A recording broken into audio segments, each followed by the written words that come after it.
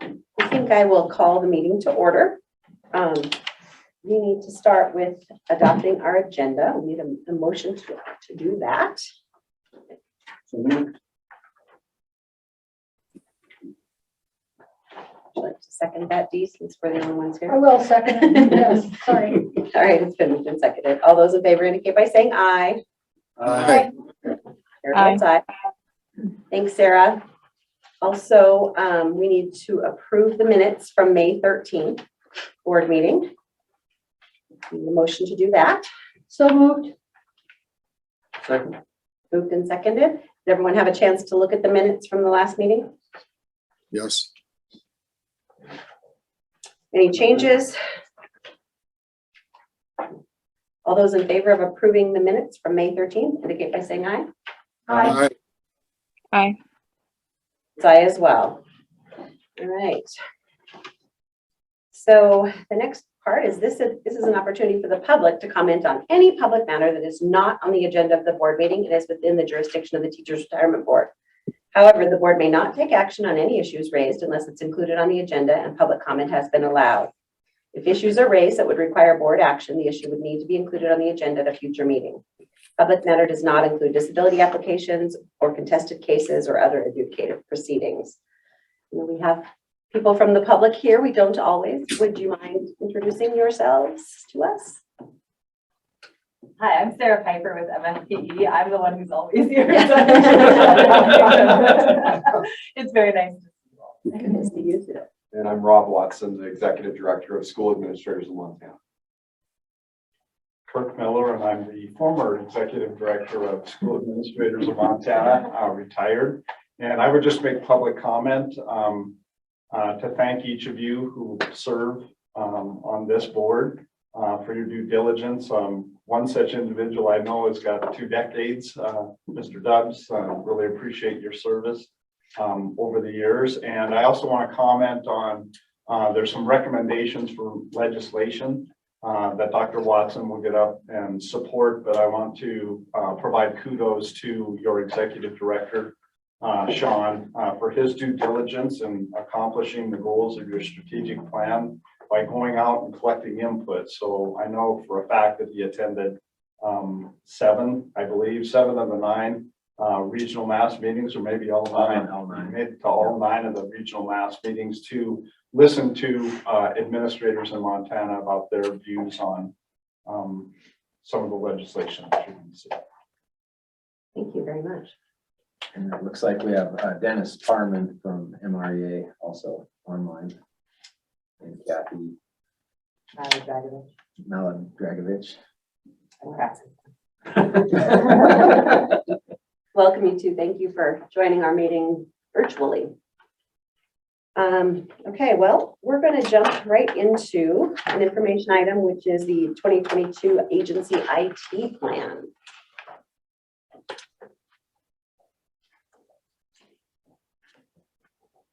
I'll let John kind of talk you through the process you went through. Really all that's captured in here is the little bit you can print out of the system, but a lot more went into this than just what you see here. And then the final page under that section is just the approval letter from the state CIO. So I'll let John tell you more about how this process is completed each right before the legislative session every 2 years. Good morning. Yes, state every 2 years, every biennium, we go through and the state develops an IT plan, and then each individual agency is responsible for updating their IT plan, and it must correlate with the goals of the state in general. So after the draft plan for the state was established, there were 5 primary goals listed by the state of Montana. I went through a process of relooking at what teachers' retirement systems forecasted goals are going to be for the next couple of years and making sure that our goals aligned with the state's stated goals in the prospective plan there. So we came up with the goals that you see listed here on that's in your package. And I guess I'll just go through them real quick. And then if you have any questions about any of these, just let me know. Increase online services available to TRS members. To me, that seemed like probably from a TRS standpoint, one of our biggest focus was to make more of the services that TRS has available online. We obviously provide a lot of service to members, and it's traditionally been a paper process. And we're trying to make more and more of that, not only online available, but mobile available, because more and more of our constituents, the members we serve, have an expectation level for that. So there's a reference there to state strategic plan goal, and the language for the state strategic plan goal isn't included in the printout that came out of the system. But I believe that goal 3 for the state is to one-stop shopping for customers. One place that they go and they get all their services online through the state of Montana. And so with us moving more of our services online, it helps to achieve that goal. If you have any questions about the objectives that I had listed there, I think you're familiar with the fact that those two are part of our project, MTrust project that we're working on. I will say that the modernized TRS website and online services, I know we've talked to you about that in the past. We actually initiated that process between the last meeting and this one, and we currently actually have a new template deployed by the current administration into the state's hosted web application framework is now available to us. And Darla and I received it within the last 30 or so days, and are kind of starting the groundwork on looking at migrating the TRS website into a fully responsive, mobile-friendly website using that framework with the new state template. So that's going to be part of this process as well. Objective number 2 was to migrate that state website to the Cascade CMS. So that's actually what I just mentioned. And the current administration, governor's office, finally released the new revised state MT.gov template within the last 30 days. We were granted access into the Cascade management content management system with a template created for TRS. And now it's up to us to actually start looking at how to migrate the current TRS website into that framework. And the big advantage for us is we'll have a new look and feel for TRS. Will be more modern, but it will be 100% mobile friendly because the framework is completely responsive and mobile ready. So that's a process that we are working on, have just initiated and started to work on.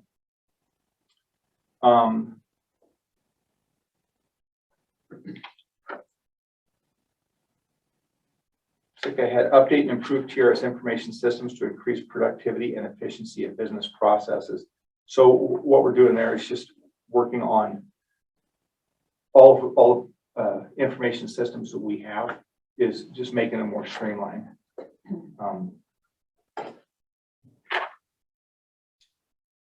Got the objective: migrate TRS source code repository to a state-hosted environment to leverage enterprise service and maintainability. Currently, we've been maintaining source code for the MTrust project and the TRS website in Subversion, in a repository that we maintain and that we own at TRS. It's running on one of our servers. The particular flavor of Subversion we're running, CollabNet Subversion Edge, is no longer being maintained by the manufacturer. So it's basically has kind of an inherent end of life pending. At some point, something's going to happen that would cause that software to maybe no longer function completely or not function the way we want it to function.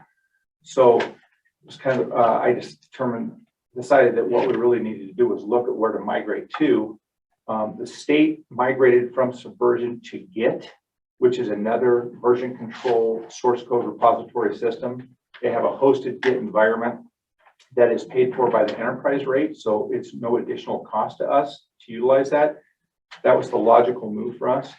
It's a shift and a change in our business process, and we'll have to learn how to use it because the two aren't identical. The way that the source code is maintained between the two systems is actually different. We have State IT Services Division has set up and configured an environment for us, and I have access to that.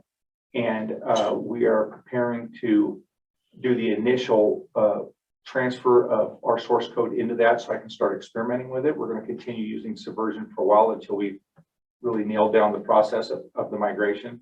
And just this week, Rex Merritt completed a migration of our Subversion Edge environment to a Windows 2022 server as a proof of concept, because we will want to keep, for archival and audit purposes, we want to keep a version of that Subversion repository running indefinitely. And we wanted to make sure it would run on the latest Windows architecture.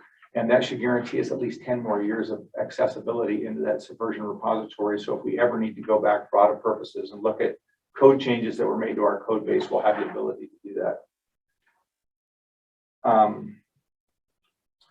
Another one under there was implementing application load distribution to the TRS mTrust application. We currently run into very rarely, but occasional processes that cause the mTrust system to become very slow or inaccessible. And we've seen it a couple of times where we've had heavy accounting processes going on at the same time that retirement payroll was being processed. And they're both processor intensive. The single server got to the point where users weren't able to do work for a period of time until the process is freed up. So we started looking at a way to separate the load or load balance, distribute some of the processing to another server. We have been investigating an open source option that would be a no or low cost to TRS, as opposed to licensing another Cold Fusion server. I also have acquired a quote for new additional Adobe Cold Fusion licensing and maintenance, so that at least we have a dollar figure to put on if we were to continue using a load balanced Cold Fusion server. Right now, it looks like sticking with Adobe Cold Fusion will be overall less work and less problematic to TRS than trying to use an open source Cold Fusion solution. But we investigated both. We've been doing it for about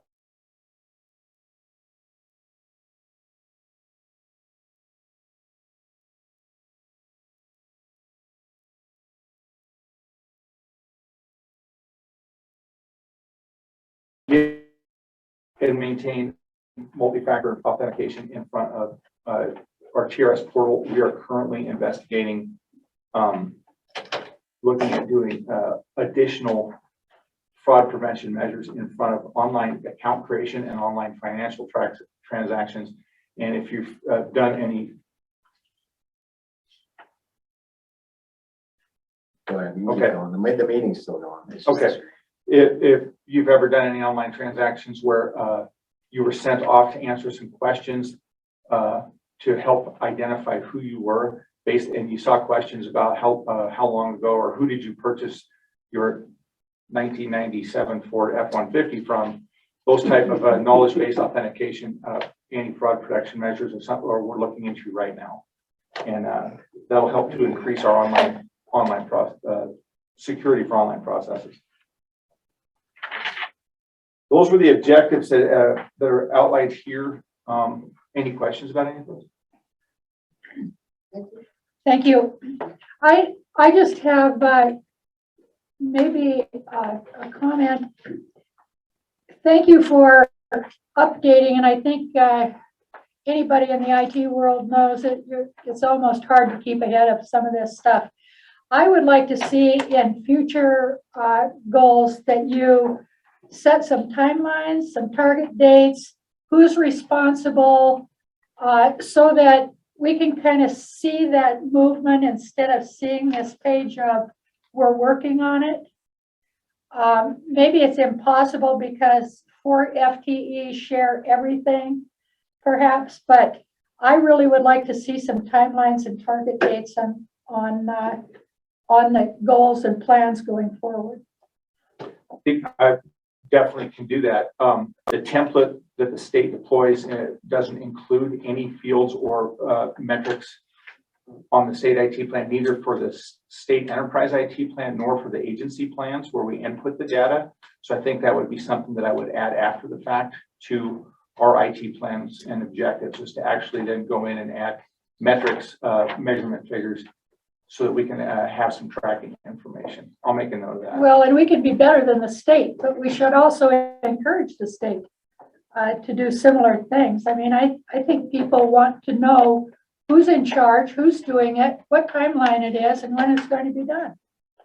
And I will So tell you can that, I will also say that as we've, restructured our entire technology, that was all included in all of that. So the stuff we were doing for us. Yeah. We've had who's in charge, when will it be done? They kept us up to date. We had things on the wall, all of those types of things, just so that you know from past. All right. Yeah, this is more of what we have to do for the state, but what we do personally, they keep us up to date very well. Yeah, this template it's part of the legislative, like getting ready for the legislature to come to town. It's ITSD does this every biennium, so that some of the metrics you're talking about aren't ever gonna be in this plan Okay. that's submitted to them.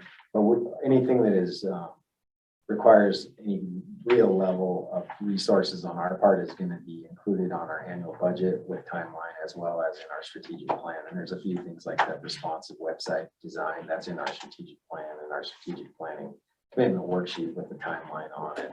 In fact, Darla and John will give you. It just isn't here. It isn't here because they're Okay. not collecting. All And right. then, I wanted just to mention on that point, we did finally get access to all of that, and you'll have a prototype review in October of the responsive website design. It's gonna be a fair amount of a fairly good size undertaking, but it's the way we need to move, so people can do pretty much everything they want from whatever device they Yes, get there on. I think it's a great goal, and I have faith that we're going to do it. Yeah. Thank you. Awesome, thank you so much. You're welcome. Thank you. Appreciate it. So, John.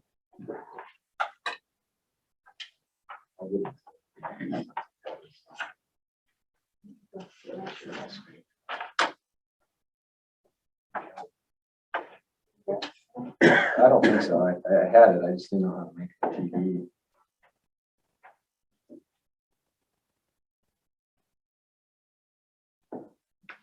I'm not sure I've ever actually used this thing, so. I'm sorry, I apologize. That's all right. And we can keep going. I mean, I'm not sharing. This is just so you can see what is on my computer screen, but Dan, Chamberlain, and Sarah are both still in attendance as well as the other. That's all that's there. That's fine. Well, let's get started then. We'll move on to the 2023 draft legislation. Again, discussion items. There's a lot here. There is.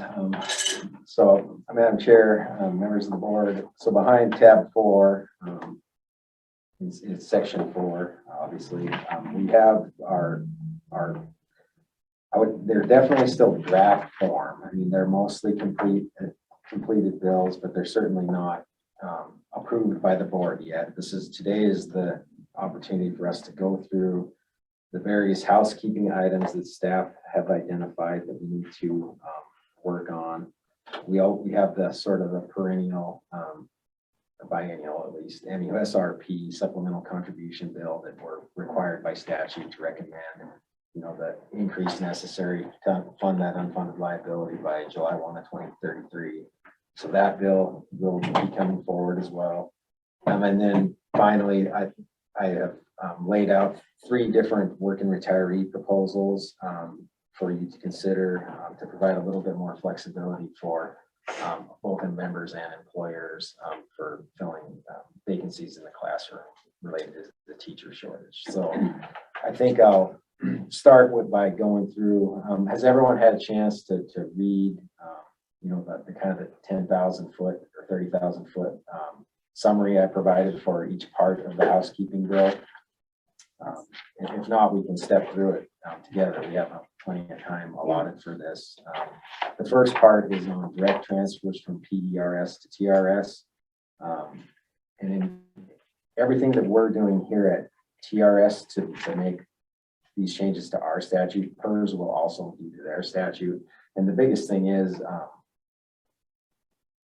right now when we have a direct transfer, so let's say you have 2.00 years in TRS and you move it to PERS or vice versa.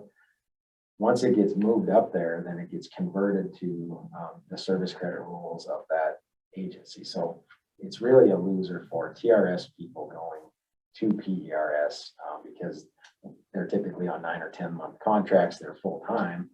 But when they go up there, they're gonna divide it by 12, and they're not, even though really they were, for our purposes. So, we're proposing to clarify that once when they make that transfer, they're gonna get the same amount of service credit in the receiving retirement system that they are transferring out of the system that's leaving. And it will save us a lot of administrative hassle as well, certainly.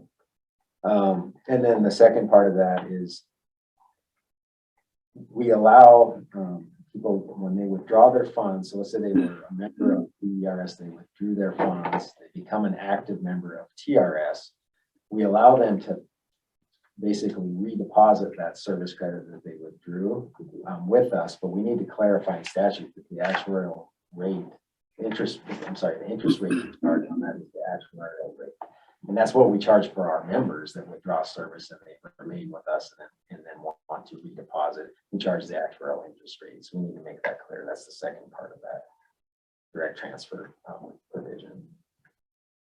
Part two, anyone can stop me at any point if you have questions about anything. How often does this happen, Sean?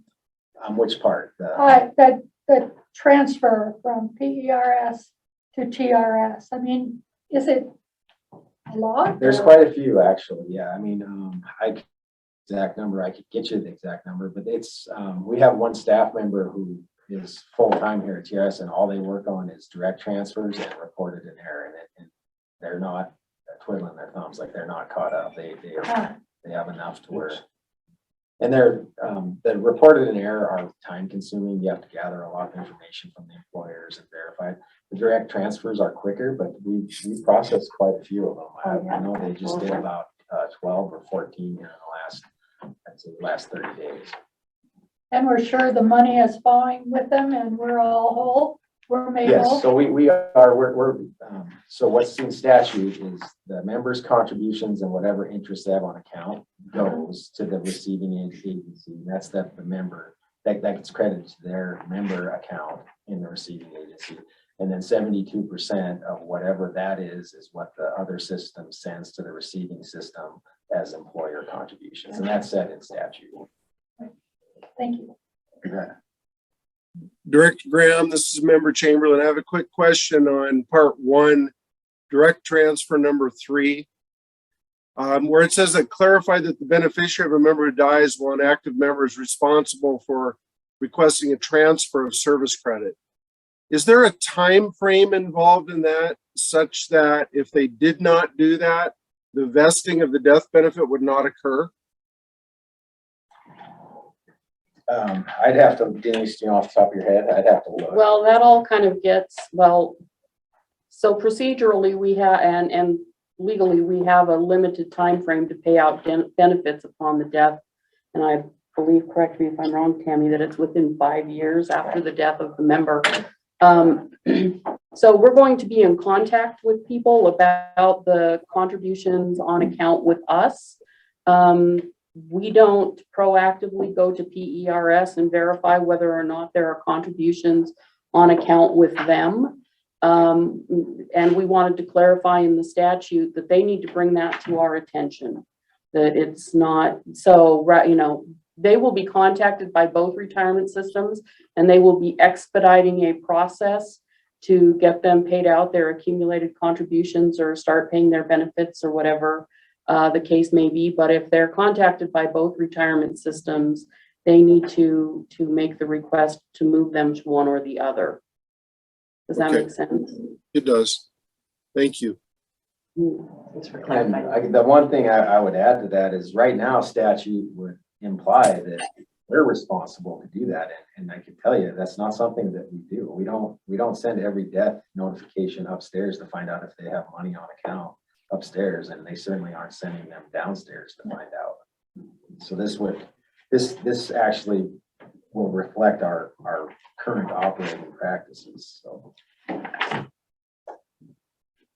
Sorry, did you have a? Just to comment on number one, I really think that's a great change. I know there are people that get caught in between the two, and it only makes sense that we would use whatever systems service credit and not recalculate that. I've always thought that was goofy, and I know the reason why we haven't done it, and it leads to your question, but I don't think we can penalize one part of our membership just because of a simple rule.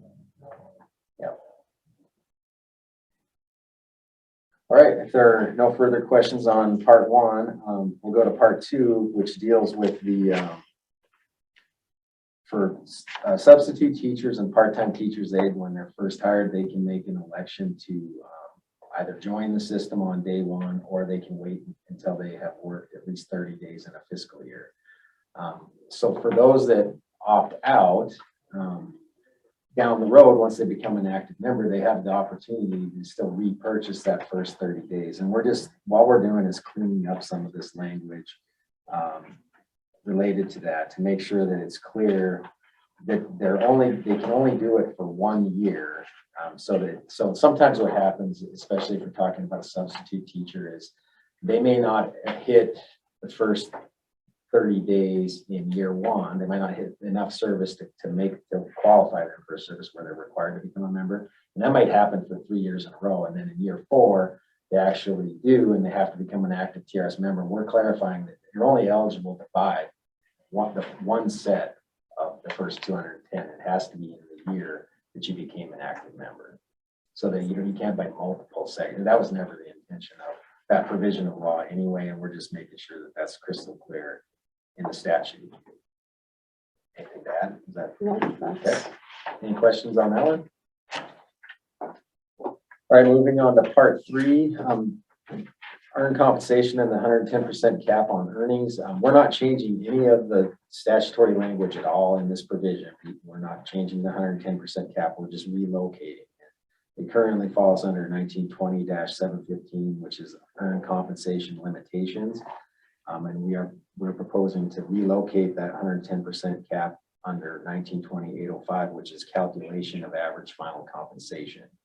And the reason for that is we're told at times that members will find out that they are subject to the 110% cap, and they don't get full credit for one of those years of salary, and they're like, well, I didn't know about this. And it's like, well, we have several ways we educate them on that, but it falls better, I think, under the calculation of average final compensation. Because if you're a member and you want to know how's your average final compensation going to be calculated, you're going to look for that heading in the law if you're actually going out to the NCA, and that's the place that this should be. Absolutely. We've had that discussion in appeals. Yes, we have. Yeah. Any questions on that? All right, if not, moving on to part 4. So PERS did this last session. They went in and cleaned up all the language related to GABA that came out of the 2013 session that we've never been able to implement. And so we are hoping it's safe for us to do that at this point. So we're going to go in and remove the stuff that the court decided was unconstitutional, and otherwise not change anything. Other than we did get a notification from the legislative audit that their reading of our current statute would indicate they think our tier 2 members should be receiving 0% GABA.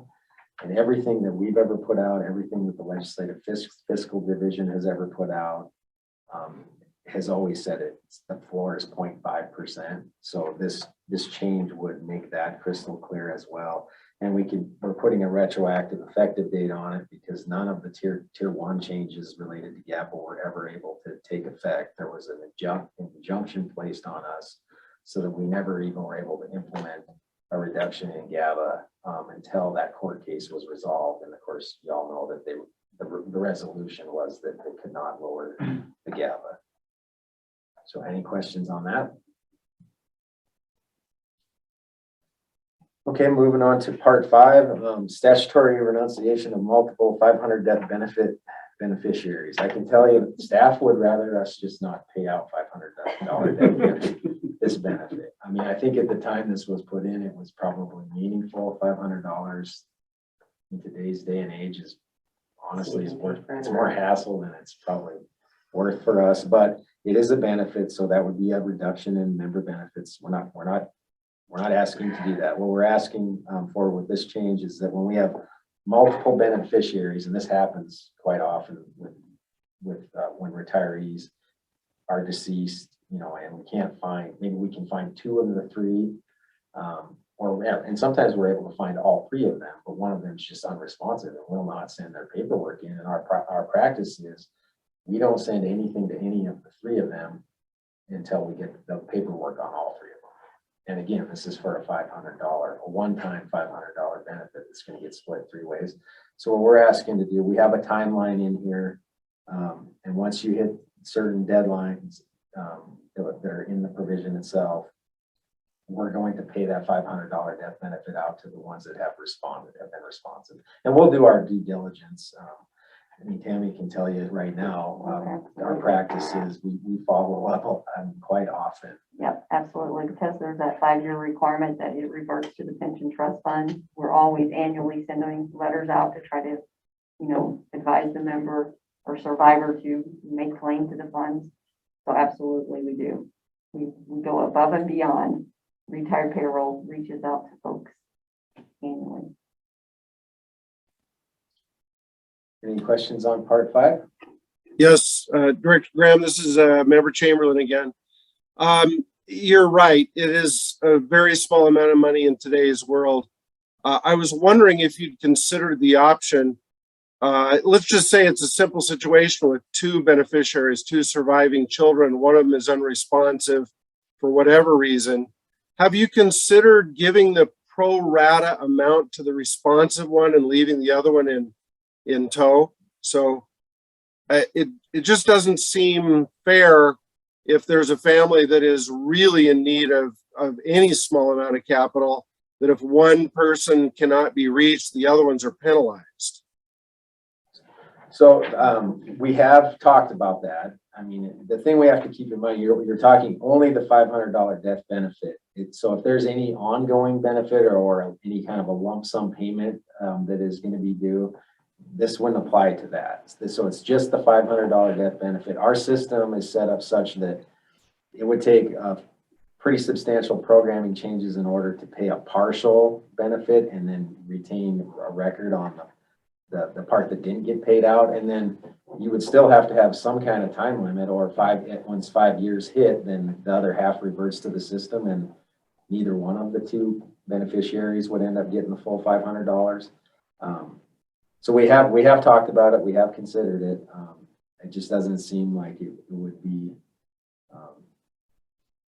the cost to do that would, I think, far outweigh the benefit to TRS and really to most of our members, to be honest with you. Okay, well, thank you for your response. Given your consideration, I'm sure I agree with you. If in fact, we put a timeline on that, a shorter timeline, I mean, how long do these people have to respond? Did somebody say 5 years? So we're required to, by statute, they have 5 years to make claim to the payment. And if they don't, then it reverts to the trust fund. I think in the provision, Denise. Do we think that that is a long time? That is a long time, but, I mean, but we have a shorter timeline in here for if we have like a couple, one or more responsive beneficiaries. The timeline in here is shorter than that to get the payment out.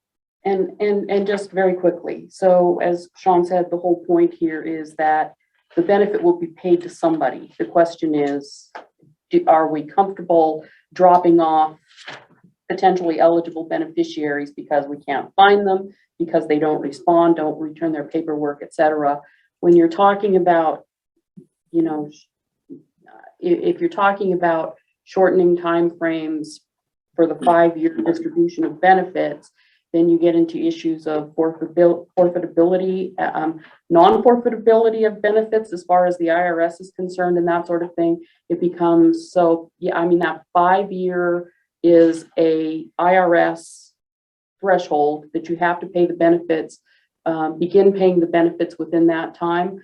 What happens after that 5 years, as far as the IRS is concerned, the non-forfeitability provisions may still apply. It's still, so it gets I guess very 5 years, touchy. I forget who I am. I know, I So know. in your printed packet, it's on page 39 and 40, is the provision we're talking about. And on page 40, you can see that we're gonna mail out at least twice to each of the beneficiaries.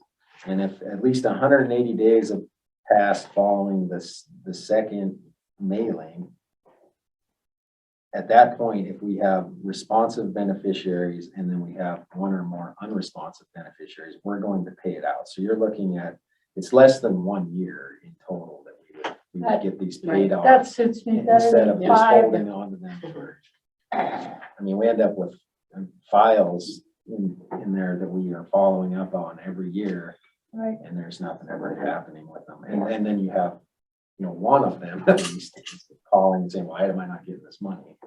And so you need to talk to your brother or your sister. Yeah. Your sister. So that's the concept, at least, or the thought process.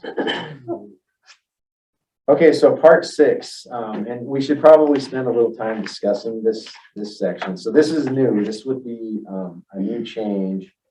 And what it would do is it would deal with how it would make it a tougher process for employers to call, what we think most of the time really are common law employees. They're calling them independent contractors. And every time push comes to shove on this, we end up in a position where we have to almost prove they're not independent contractors. And of course, they're always going to come back to say, no, they're independent contractors. When we know full well, just based on the position, some of them, I'm not saying all, there are some legitimate independent contractors, but some of them, there's no way that they can be fulfilling the statutory education requirements and really be an independent contractor. They have to be common law employees. So Denise put this together, and her and I have worked on this a bit, and it does not make it impossible. It just says that if you're working for a TRS employer, we're going to presume you're a common law employee. If the employer wants to establish that you are an independent contractor, they have now a process laid out in statute with which they can do that by. Which, I mean, it can be as simple as getting a letter written by an HR professional or their attorney, their legal counsel, or if they want to keep sort of going up the pecking order, a court order or a Form SS8 from the IRS. We discussed and looked at, maybe just requiring the Form SS8 from the IRS, but that is a slow and tedious process, and it's very involved.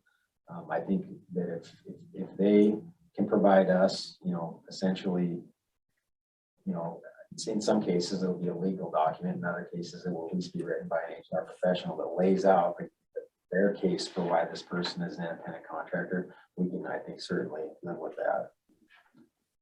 Well, does the Department of Labor and Industry, they do that already for about every profession, don't they?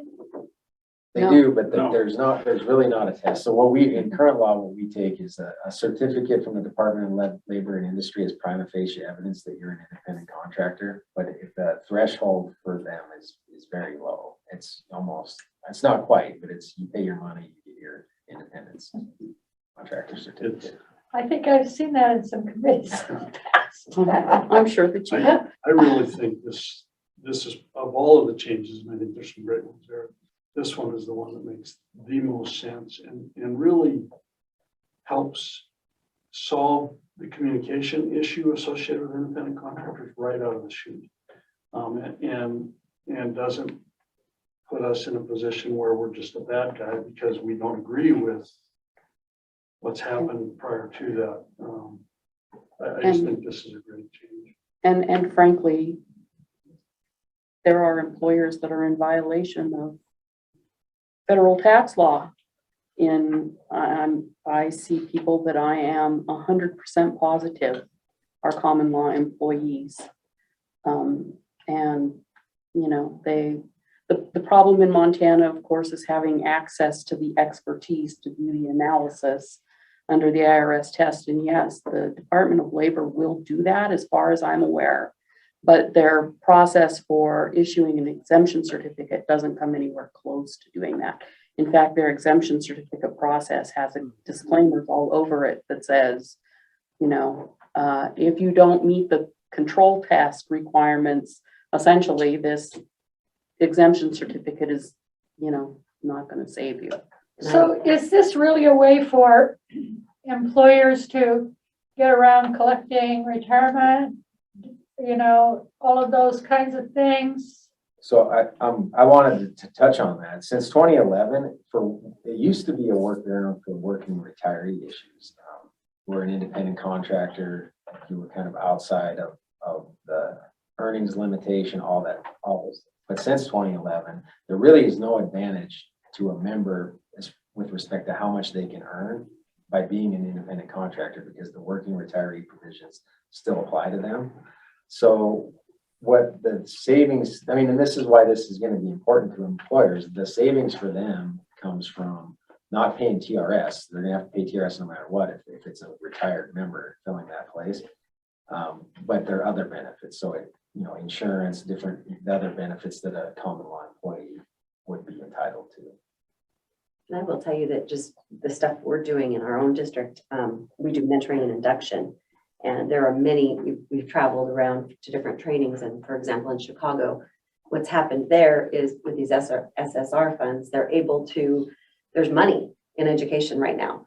And so people are able to, it used to be the school district providing these things, and now it's an independent contractor coming in to provide these things, but yet it's still the same people who were doing it. And so, I've seen it everywhere I've gone. I mean, we've got people, literally just lobbying us for this, that you guys should do this, you should try this. And I see that coming, possibly not in Montana, but it's definitely other places right now because there's money in education for the first time ever since I've been in 27 years of education. And we've seen over the years different initiatives that have maybe addressed mental health issues for students.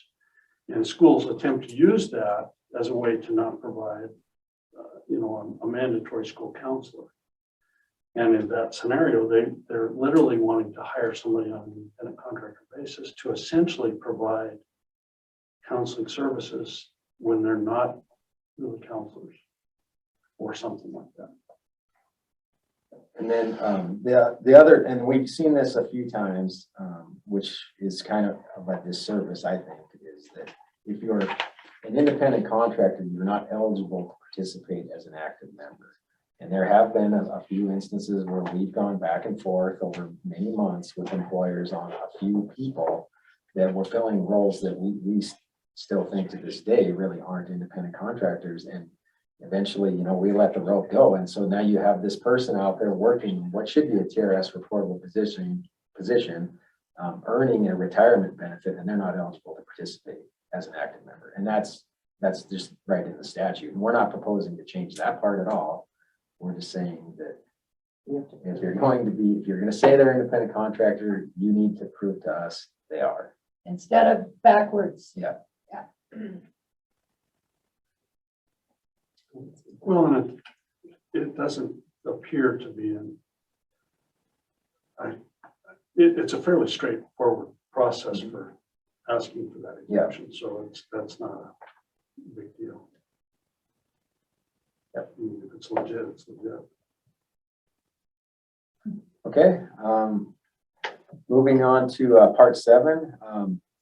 And Denise can speak more to this. There's a task force underway right now to deal with the term physician across all of state statutes. They were inquiring with us and wanting to include us in this sort of massive cleanup bill. We asked to be taken out of that and told them that we would make the necessary changes in our statute on our own as part of our housekeeping bill. So they agreed to do that. They let us go. And these changes that we're asking for would meet the requirements of the House Bill 495 task force, but still give the board the flexibility they need to make the decisions on who is, who's qualified to give us really the advice in some of these disability cases. Do you have anything to add to that, Denise? No. That's exactly right. Yeah, pretty straightforward. Okay. Madam Chair, moving on, the next legislative concept that we'll be taking to SAVA next, that I'll be taking to SAVA next week would be related to the university supplemental contribution rate. I think everyone is familiar with what that is, but it's the rate necessary for the university system to pay off the unfunded liability that was created when the ORP was created. And as of the 2020 valuation, that rate would have had to increase from 4.72% to 13.9% to pay that unfunded off by July 1, 2033.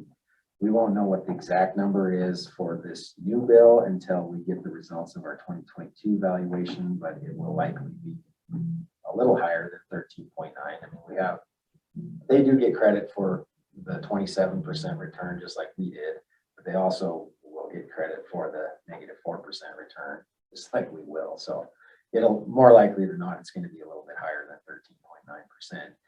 It almost guaranteed will, because now you have 2 less years to pay it off by July 1, 2033 as well. Now, does the participant pay that or does the university? That's an employer supplemental contribution. So the taxpayer picks it up? Yep. The taxpayer, the student, yeah, to their other fees. But by statute, we're required to recommend the change necessary to the legislature to pay that off by July 1, 2033. So every session, as you probably remember, we bring this bill forward. Okay, so that one's pretty straightforward. And then finally, we have 3 working retiree provisions that we're proposing.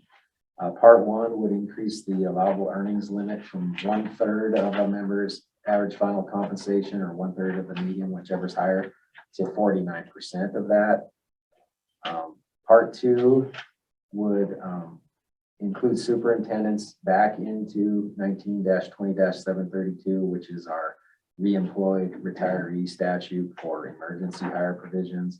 And as a reminder, individuals that are eligible to work under that provision have to have at least 27 years of service. The school district has to be a class 2 or class 3 school district. They have to have advertised the position, and they certify to us, and we get confirmation from OPI that they advertise it, but they were unable to fill the position. And this change would put the superintendents back in as an eligible position to be hired if every other requirement is met. And then we're also proposing to make the changes that were made in 2019, which is the class 2-3 school district. They reduced it from 30 to 27 years. Those items make them permanent, because right now they're temporary and they're supposed to come out of law. The usage of it has gone up some. We used to have about 6 to 8 per year. The last 2 years, we've had more like 12 per year, but the need is higher as well. There is a national teacher shortage, and it's affecting Montana just like everywhere else. So it has not come as a huge actual cost to the system to just leave those 2019 changes in there as permanent changes. It still excludes the double A's. All the double A's are class 1, and there's a handful of the class A's that are big enough they're class 1. So it excludes them, but everyone below that can use this provision. And I did have the actuary work up an actuarial impact statement on each of the parts separately. I won't necessarily go into those in any depth, but the bottom line is they don't expect any of these 3 changes to substantially impact the system. They're saying any actuarial cost would be minimal to the system. What does unable to fill mean? That it isn't a good fit? We didn't like the candidates? What does that mean? It could mean a lot of things, and I don't put my private detective hat on. It could be that. I mean, a lot of times they don't have someone that meets the minimum qualifications, but of course they set those, right? And right now it's all teachers and specialists. So I mean, it could be that they didn't have a good fit. Candidates either unqualified or they were unable to fill it. There were a couple over the last 2 years where they had someone hired, So they did their posting, they hired the individual, they got right up to the start of school and the person said, no, I'm gonna go work somewhere else. And so then in those cases, you know, someone accepted the offer and then they backed out. And then you're up against it, school starting, you can't really. A lot of it is the math teachers in these rural districts. A lot of it is art, just things that they have to provide, yet they're hard positions to fill. Man. They're hard positions to I have a fill. lot of elementary teachers working under this provision in the eastern part of the state. There's some science, math. I mean, it's a mixture. It just depends what each district needs and whether or not someone's willing to move in brand new. It truly gives the school districts an extra tool to use, you know, on an emergency basis, and that's what the purpose is. And I think it's, even though we've probably had more issues with the superintendent side of this than the teacher side of this, I think it's appropriate that superintendents be added back into that. And also I can see down the road, places like Kalispell and Bozeman and all of these AA districts are going to have similar issues because what we're finding is teachers will accept the positions. We can't afford to live where we are. Yeah. We truly can't. So that's what we're struggling with. We've had people take our positions and leave because they are living in an apartment that then gets, you know, it's just not working. So we'll be seeing different things down the road unless, you know, that cost of living changes. Right. And then part 3, the final part of the working retiree recommendations would be to reduce the break in service for working retirees from 150 calendar days to 120 calendar days. And again, all of these recommendations come about as a result of sort of what I heard when I was out on the road. You know, employers are looking for more flexibility because they really feel like they're in a vice. I mean, they can't fill positions. And anything we can do to help them that doesn't cost, my concern is whatever we do can't cost the system actuarially, you know, at least nothing meaningful, because we're still not funded we're not fully funded. We're not going to be for some time. So we can help, and I think we need to help. I think if we turn a blind eye to this, there'll be 20 bills this session to do this and probably worse. I would rather get ahead of it, be proactive, and try to get some support of our partners and provide them some flexibility and not hurt the system. Sean, I really appreciate you going and listening to these people. I've always been, you know, I've sat on this board for a long time and listened to people that want to fix their problems on the teacher's retirement or, you know, on the system. We can't do that. But when it doesn't cost us money, and we are partners, we want to work together with people when it's not going to affect our bottom line because we are fiduciarily responsible for this fund. Right. And truly that's it. We have to make sure we're not harming the fund. And I don't see what I read from Kavanaugh McDonald, what I read from your comments and different things. I feel you did a great thing by going out and just listening. So thank you. Can I ask you a question? Why 49%? Well, we had it at 50. I have an answer. And then we decided, no, I'll let Denise answer. 49 seems to be the right number. Actually, it was 48 and a half and they rounded it up. And actually, the 49% comes from Treasury Regulation 409A. So IRS regulations regarding, these specific provisions are in termination of employment and in prohibition against in-service distribution. 49% of the pre-termination service level does not violate the non-in-service distribution requirements. I just wanted to make sure we heard. I had heard 40, I could never find where the 49% I know came you're gonna from. get asked that. Oh, yeah. Thanks. I was gonna give Sean this note earlier so he could. The other comment that I want to make, and then we probably need to let these guys visit about this a little bit. I really think we need to, in partner with our groups that we work with, our members, also include a statement somewhere in this process that not only are we willing to help them, but we also need to recognize that much of our issues would be solved if we can find a way to fund teacher salaries.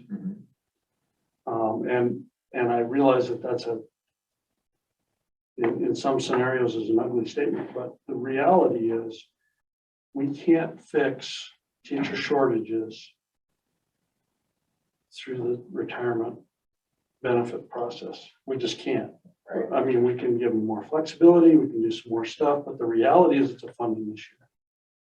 In part, and I would say that probably the more important part of all of that isn't the funding that goes to teacher salaries, it's the funding to support new teachers going through college. We just are not seeing people coming through college that we need to see to have anywhere close to the ability to cover our teacher needs. And I understand why university systems and why individual colleges cut back on teacher programs, because they're intense personnel programs. And they can make a whole lot more money on programs that have math and science and can get grants. But the reality is that's responsibility of the state and the university to provide our working employees, and without that support specifically for those programs and perhaps those students in those programs, via scholarships or fee waivers or whatever else, they're not going to address the teacher need problems. They just aren't. This is not going to solve anything. This is just going to help a district here or there. And somehow that needs to be communicated at the same time that we're trying to say that we're helping school districts, because the reality is it's a much bigger issue than what we can do. But I also think it's up to us as leaders in our classroom, as teachers, to recognize that there are more teachers in our classroom than just the ones standing up at the board. And we need to encourage at a very young age, when we see that kid who has the ability to be a really good teacher, to say that You're and absolutely to right. compliment them and to pat them on the back and encourage them, You're absolutely because oftentimes it is not your straight A student. It's somebody who has an empathy, and I had 3 or 4 teachers in every one of my classrooms, and I think we need to really nurture that at a very young age. Yeah, and I couldn't agree more. One of the best teachers I ever worked with was not that straight A student in school, and he was not that kid that came from a perfect family, and he was not that kid that the teacher would have even considered being a pet. It was that kid that was a knothead that ended up surviving in whatever scenario, and they were able to make connections once they became a teacher. And nobody else could. And we have more and more of those kids that need to make those connections. You do. Well, any other comments? I know Daniel or Sarah, would you like to say anything before we go to public comment? No, nothing to add. All right, well, I'm going to open this up then to public comment, and I know we have lots of people here that would like to speak to these issues. Dr. Watson, thank you. Thank you. This is my first official public comment in my new role, so cut me a little slack here. So just first of all, Chair Elliott and board members, thank you for your dedication and your time. I know it's a huge commitment and we appreciate it. We believe at School Administrators of Montana that, you know, a strong retirement system is actually a really good strategy for recruitment and retention. A lot of times young educators don't realize the importance of a strong retirement system, but we appreciate it from our level. So I'm here to make comments and speak in support on several elements of the draft legislation. Before I begin, I'll just join the bandwagon. Thanks to Director Graham for going out and speaking to our affiliates and our members. I sat in one of the meetings with the Western Mass, and he did a great job explaining some of the details of your plan, but also hearing feedback from our administrators. So I really appreciate the time and the energy that took. It's not easy to get to all different 9 regions of our state, so thank you for that. First of all, just to comment on part 6, the independent contractor recommendation. So in SAM, we not only represent superintendents and sped directors, but we also represent county superintendents, and we have quite a few in our state, as you know. Had a chance to speak with a few of them. I was surprised. Some of them are working as independent contractors, some of them are not. Typically in a situation, in some counties, the county treasurer also serves as the county superintendent, just because of the size of the county in the office. And a lot of times the county treasurer is not qualified, doesn't have the licensure to serve the role as a county superintendent. So they'll contract with somebody outside the office to serve the role of because they have the proper licensure to serve as the county superintendent. It doesn't happen much, but sometimes those are retired TRS members that are serving as county superintendents in that contracted role. I think the change in the process may adversely impact their employer, but it may not. I also, with the few that I spoke to, really liked the provision of going 1/3 to 49%, because most of them are working part-time anyway as a county superintendent, as a contracted county superintendent. So being able to go from 1/3 to 49% probably makes it a lot easier to become not a contracted member, but an actual member of the county, and the county paying into the TRS system. I would like to point out, though, however, that there have been some recent changes recommended from OPI. Mr. Dubs talked about school counselors. OPI is recommending some changes with licensure and the accreditation standards and the number of counselors, the number of school librarians. Those changes have yet to go through, but if they go through the Board of Public Ed, you could see a lot more independent contractors in those roles of school librarians and school counselors. So just something to be aware of. I don't know how that's going to impact, but we'll be interested to watch and see how the bill draft is completed on that. I also had the opportunity to discuss a little bit of your working retiree bill with some other partner groups. So today I'm not only representing SAM, but the comments I'm going to make are also supported by the Montana School Boards Association, the Rural Education Association, although I know that Dennis Parman is on the call, so he may want to comment. Montana Association of School Business Officials, and the Montana Quality Education Coalition. So we have a history of advocating and supporting efforts to protect the integrity of the retirement system, as you know. But in addition, we also advocate for creative ways to retain our senior educators. So we believe that our folks that are retiring still have many talents and experience and years that they can give that can benefit our schools. So with that in mind, I just wanted to make a comment. We clearly support the recommended changes proposed in your working retiree bill. The first one, we believe that an increase in the allowable earnings up to 49% will help with staff shortages in some situations, and those positions will be filled now with high quality experienced Montana educators that might be sitting out because they can only make 1/3, but if they know they can make up to 49%, they may come back to the schools. We also support the inclusion of the superintendents in the emergency hire provisions. I know this doesn't impact a lot of people, but just so you're aware, as we did our data dive this last spring, we had more than 80 administrative positions statewide that were open this spring, and that's a lot to fill in 1 year. And so we believe that allowing superintendents to be part of that emergency hire provision might help with that in the future if that makes it through the legislation.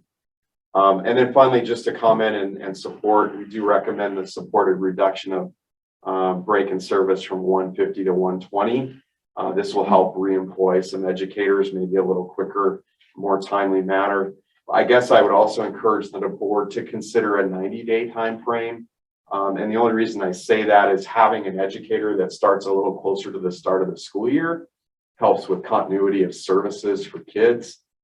Starting at 120 days or 150 days is awkward for an educator to come back to the building. And so 90 days might help get a little closer to the start of the school year.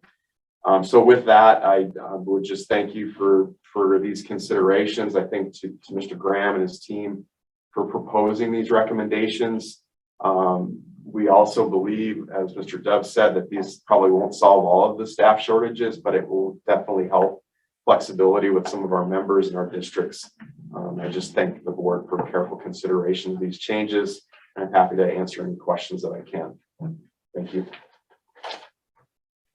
Sean, would 90 days be sufficient to show that they actually broke service? I mean, 90 days is summer vacation.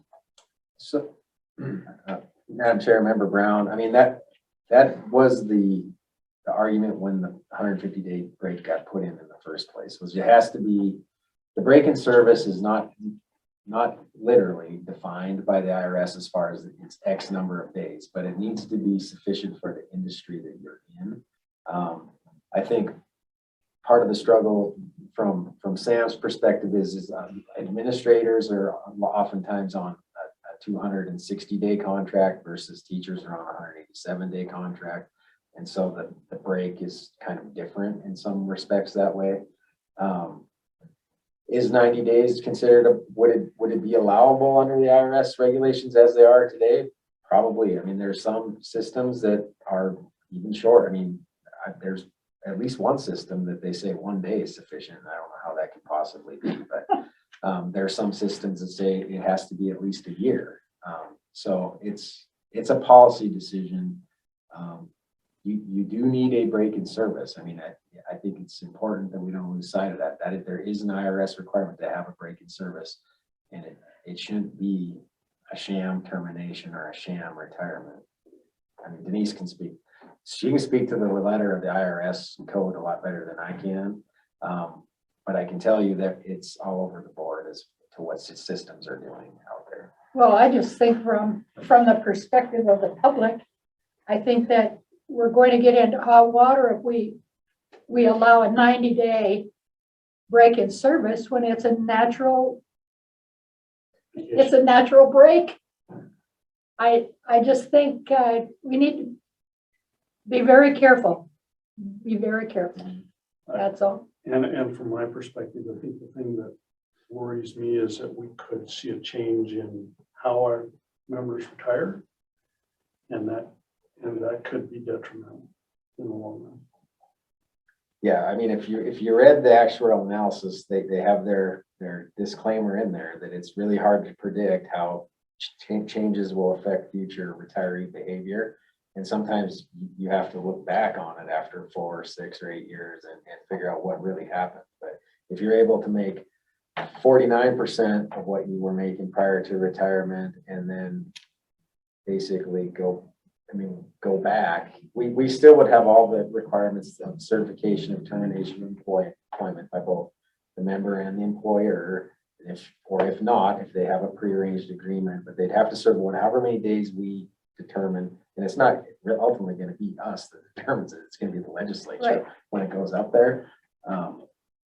So those provisions would still be in place, but yeah, you're absolutely right. I mean, it could definitely affect future behavior even more, and probably more for the folks that really the 90 days isn't much of it. It might only be a week or 2 break from what they otherwise would have had as a break anyway. In saying that, I'd feel more comfortable getting to that point in steps if we ever got there. The 49% will have somewhat of an impact, but if all of a sudden there's essentially no break, or viewed as essentially no break, that could, the two together could be an impact.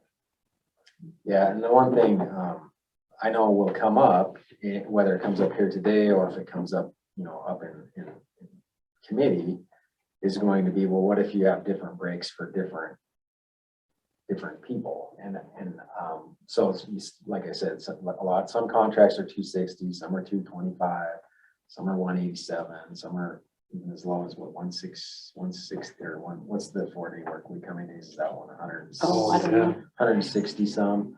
And I, just from an administrative perspective, that would be very difficult for us to be tracking. And then you open yourself up for gamesmanship on the contract itself in the final year of employment. It's like, I'll be this, I'll fill this position all year, but I want a shorter contract. My recommendation would be, if we decide to do anything, and I'll make the same recommendation to the legislature, whatever that number is, it should apply to everyone. Yes. Yep. And Sean, how closely are we working with OPI? The mention of counselors and all of that changing within the system.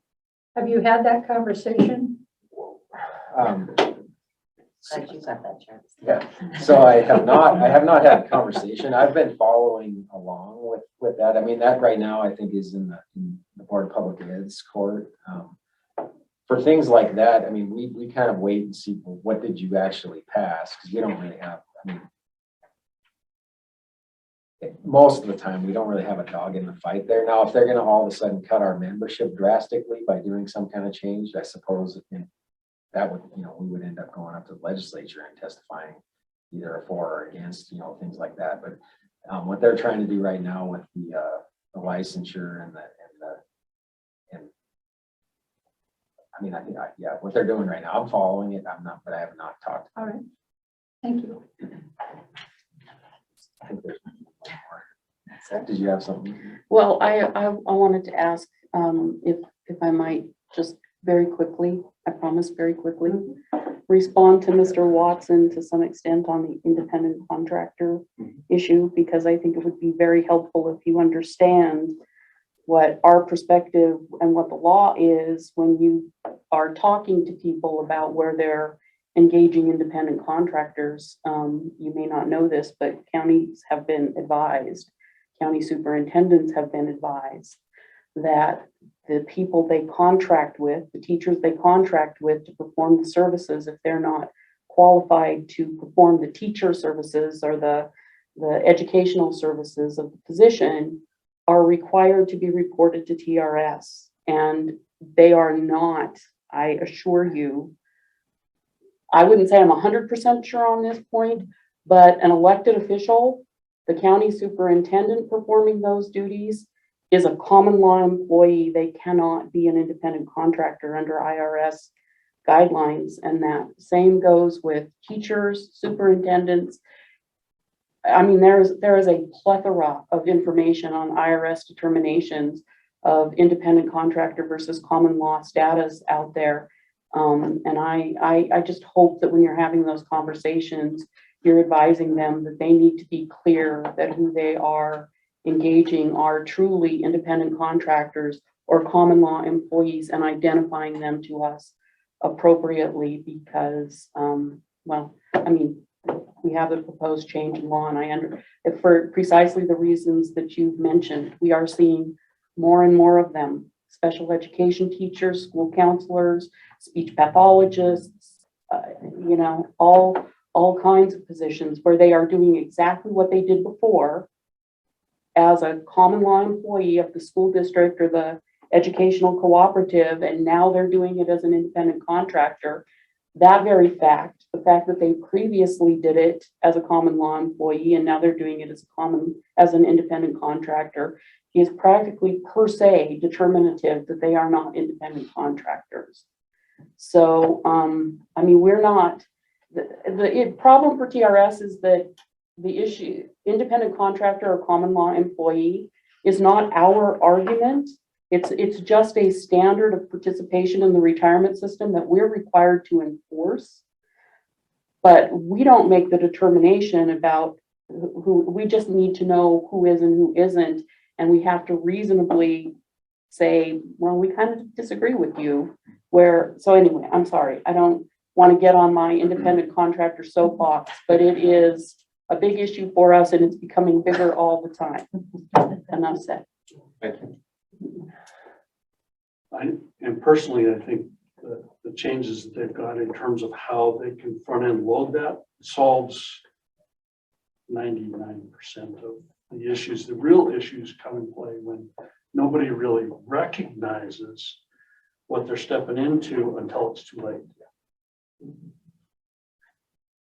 Yeah, and the unfortunate part, I'm sure you both are aware of this, is if you're the elected or appointed county superintendent, you have the option to remain retired with TRS and collect your full benefit and earn whatever they're paying. It's the instances where it's the combined office and really it's the county treasurer that got elected. And then they have to hire someone to fill, that has the credentials to fill the county superintendent piece of it. And so if they're a retiree, they're still subject to our 1/3 earnings limit. If they weren't a retiree and they're calling them an independent contractor, unfortunately, they wouldn't be eligible to participate as an active member. If they actually called them a common law employee, they could just be earning TRS service credit like anybody else. So. And my thing is always, why are you retiring? Just keep working. You're gonna make more money anyway. So keep working. Anyway, go ahead, Sarah. Hi. I will not be stepping into the middle of that because that is. I just don't understand it as a teacher. Okay, let me retire. I'll come back and sprint call. No, I'm not coming back. Ever. Yeah, truly. And Sarah, officially, just so everybody has it on record, Sarah Piper with the Montana Federation of Public Employees. Very glad to be here today, as always, with you all. I just want to echo again all the thanks for the work you're doing looking into this issue. I really appreciate the comments regarding working retirees that Mr. Dubs and Ms. Brown made, because I think that there really is a bigger issue here when we start talking about teacher shortages and administrator shortages. The issue is not that people are retiring and then wanting to come back to work so desperately. It's that they're retiring and then feeling pressure to come back to work because those positions are going unfilled. And that is not going to be solved by this organization or this board. It's not going to be solved by me personally, that's for sure. It's going to take a lot bigger conversation around funding and around how do we recruit people into the profession early on. And that's work that we're doing outside of this room. Many of our organizations are all participating in that, really, of how do we solve the systemic problem that we're facing in education, not just this one minor area of it where, you've retired, you wanted to retire, and now you're feeling like you don't have that option potentially because the district that you committed your life to can't seem to find a replacement for you. And what are you supposed to do to not, you don't want to just leave your former colleagues that you just left the year before in the lurch without a math teacher, without a shop teacher. You don't want to leave your students without their art teacher. And so you end up going back potentially into the classroom. And that's always been our position on any working retiree changes. And I'll just reiterate that we of course support recruiting and retaining quality staff. But we don't necessarily see putting that on the back of the retiring workers as the right solution. While none of this with the actuarial analysis has any impact other than negligible, my fear is that negligible plus negligible plus negligible eventually can add up to something more substantial. And so I think that there's something very valid in what you have discussed about leaving it at 120 days as a small change now and making incremental changes, if any, towards things rather than let's change several levers all at once and see what happens. Because I think that does start to have an increasingly great impact on retiree behavior that could impact the system. So I really appreciate the idea of making very small tweaks, seeing what happens and continuing from there, along with in the bigger conversation, emphasizing to everybody that we possibly can that we need to be recruiting and retaining quality people in classrooms and in administrative positions as the actual solution here, rather than expecting people to work longer into retirement than they perhaps had intended to or truly want to. So I really am grateful for the work you're all doing. I think moving that 110% cap language is great, just on a side note, because that is a chronic chronic discussion around why didn't I see this and where I thought it should be when people have issues with that. So that I think is wonderful.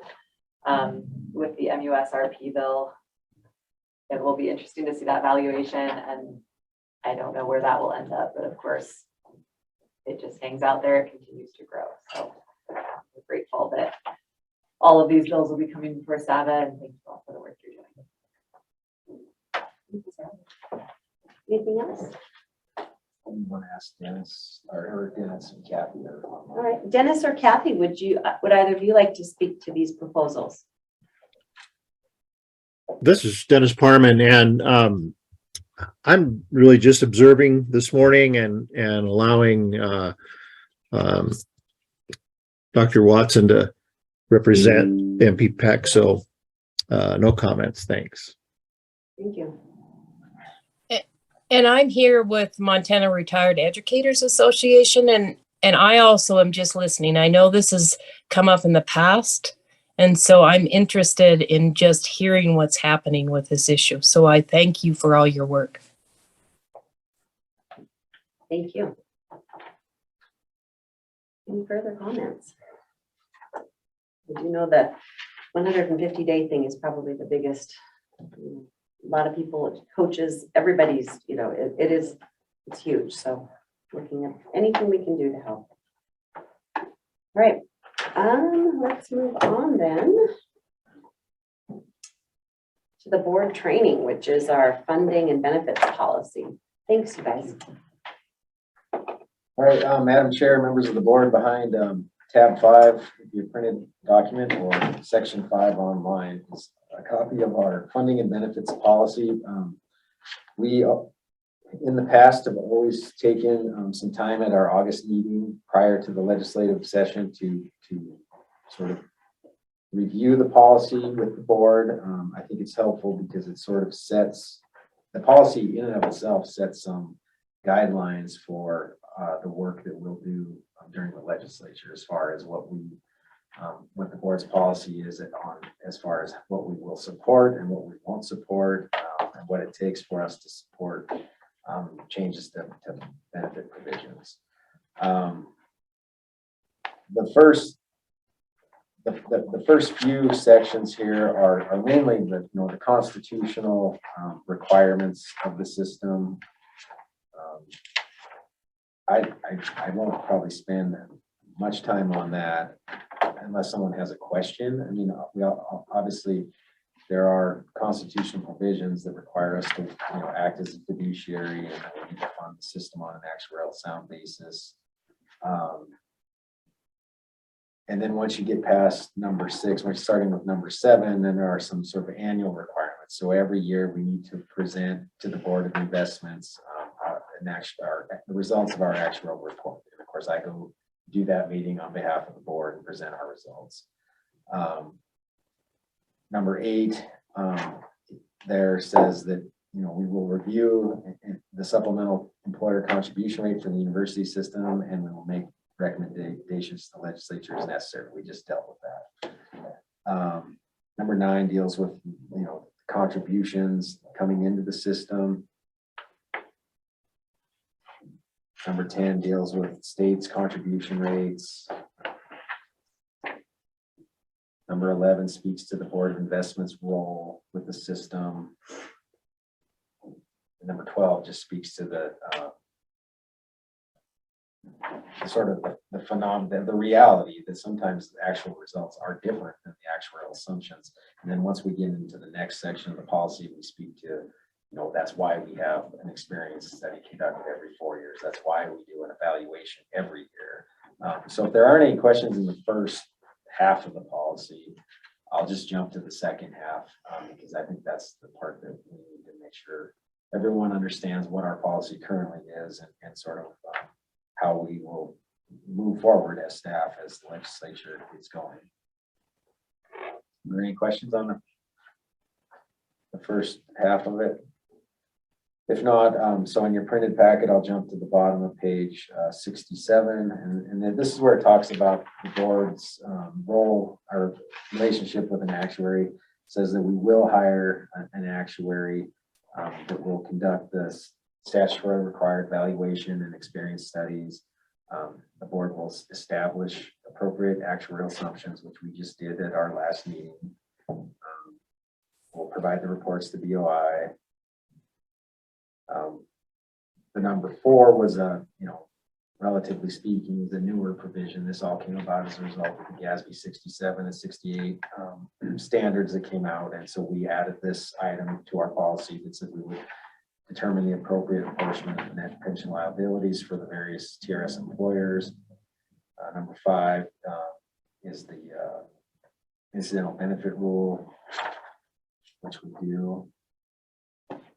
When you get under section B, actual cost smoothing and amortization methods, for the newer board members especially, I mean, it's good for you to know that we do have some of these things in board policy, and some of them are also covered in statute as well. But the valuations will use the entry age normal cost method, which, Todd and Brian from CapMac spoke to that when they came presented that experience study. We have what's called a corridor. Any difference between the expected market value of return and the actual market value of return is recognized evenly through smoothing over a 4-year period.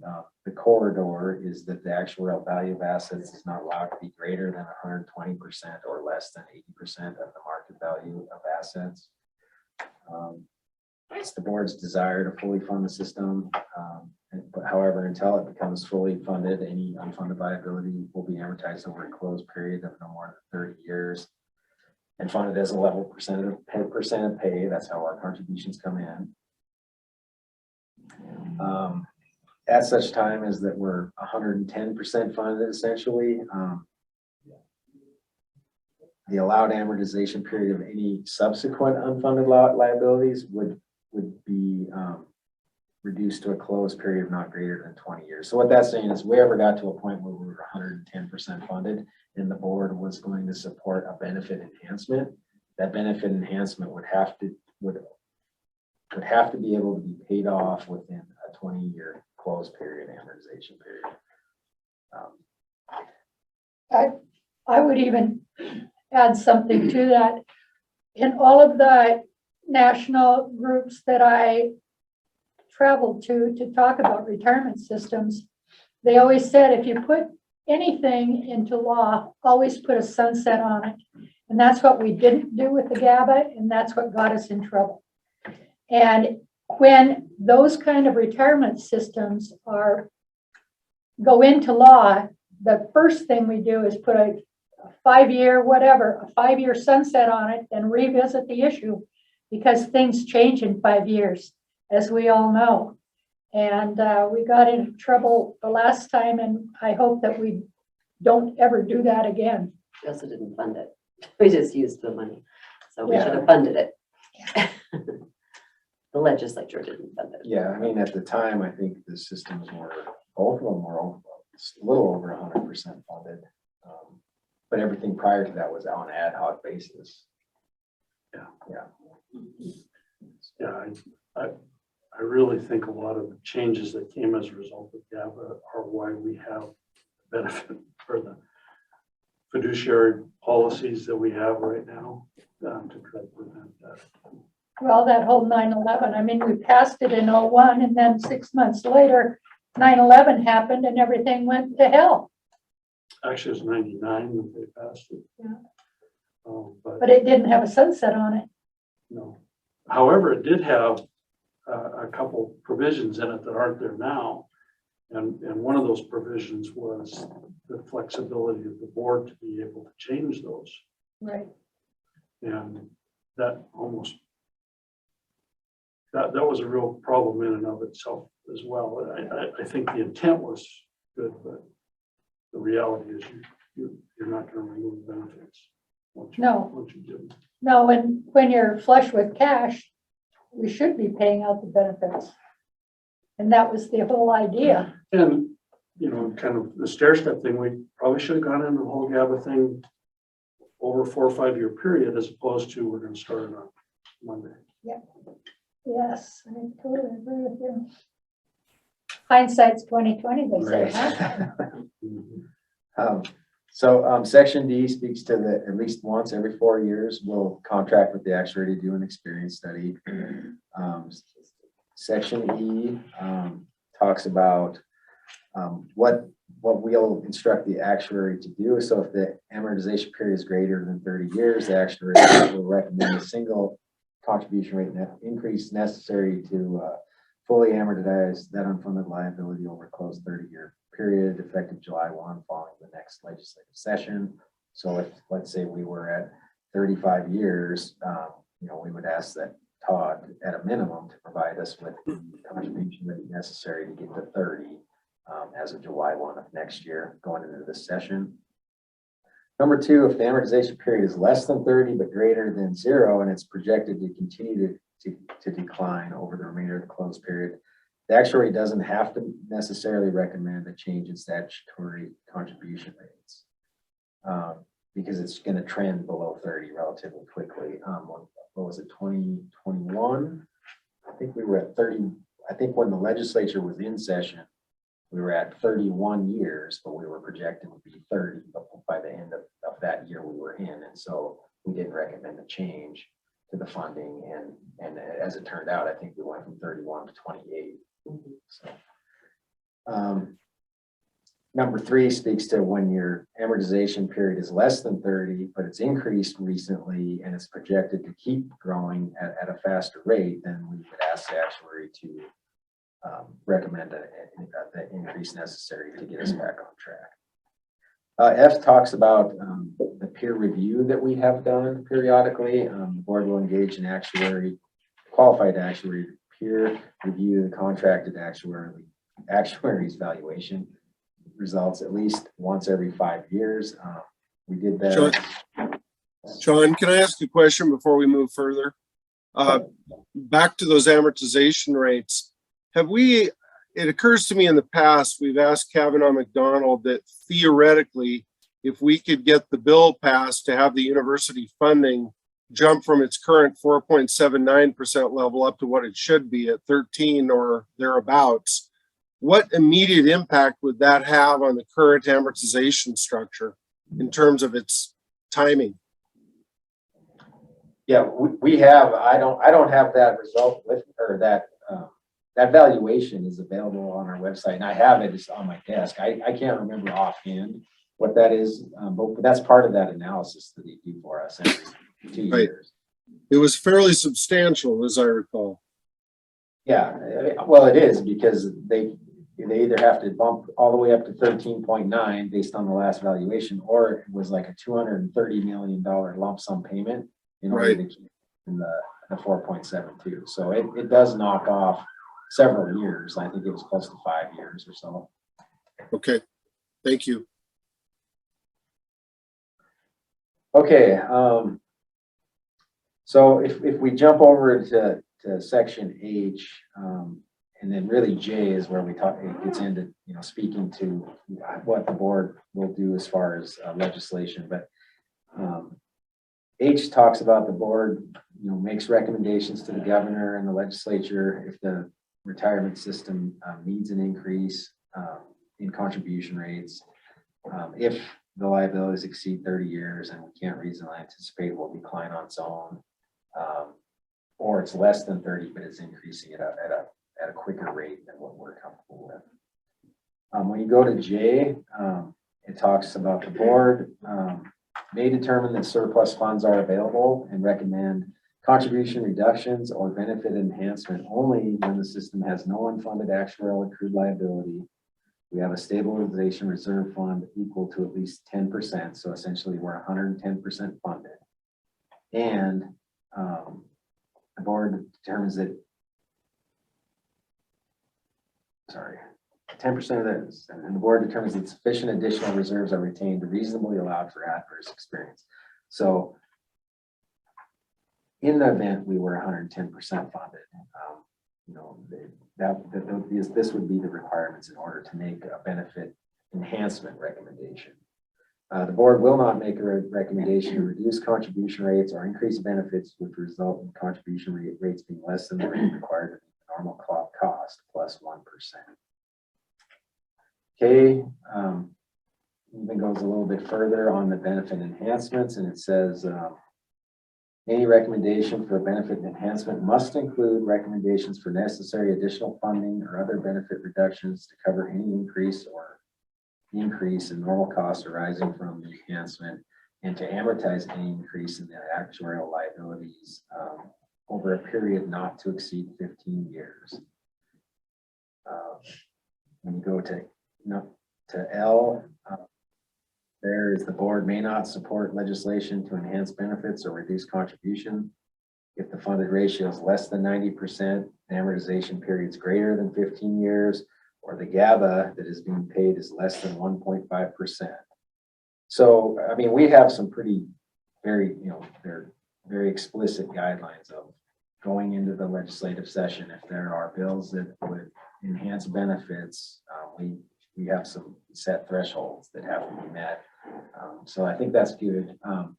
When GRS, Gabriel Roder Smith, last did their peer review of us, one of the comments they put right in their report is that our funding and benefits policy is very thorough. It's and it serves as an example for other states to follow. They thought it was really a good policy.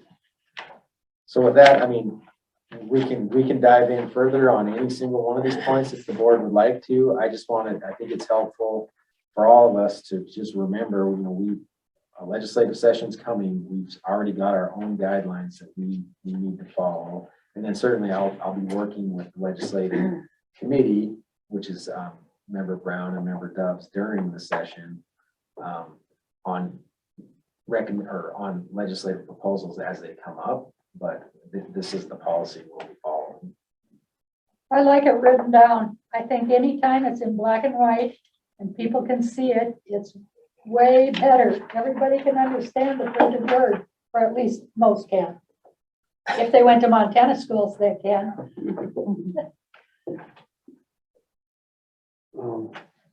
Couple comments just because of the timing, not so much because of the policy, but the first one is, do we in our strategic plan need to address how ASOP 4 could impact this? So you're speaking to the requirement that the low risk number? the low risk investment Yeah. number. Maybe, I think we need to wait until everyone's going to have to display that number. Exactly how that is displayed still remains to be determined. I think it's certainly something. I think at our by this time next year, we may want to put something.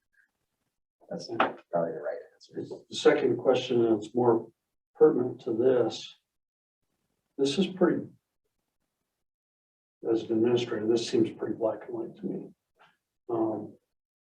Are not the things that we're proposing in terms of potential changes benefit enhancements? Not strictly speaking, no. They're not affecting their benefit calculation.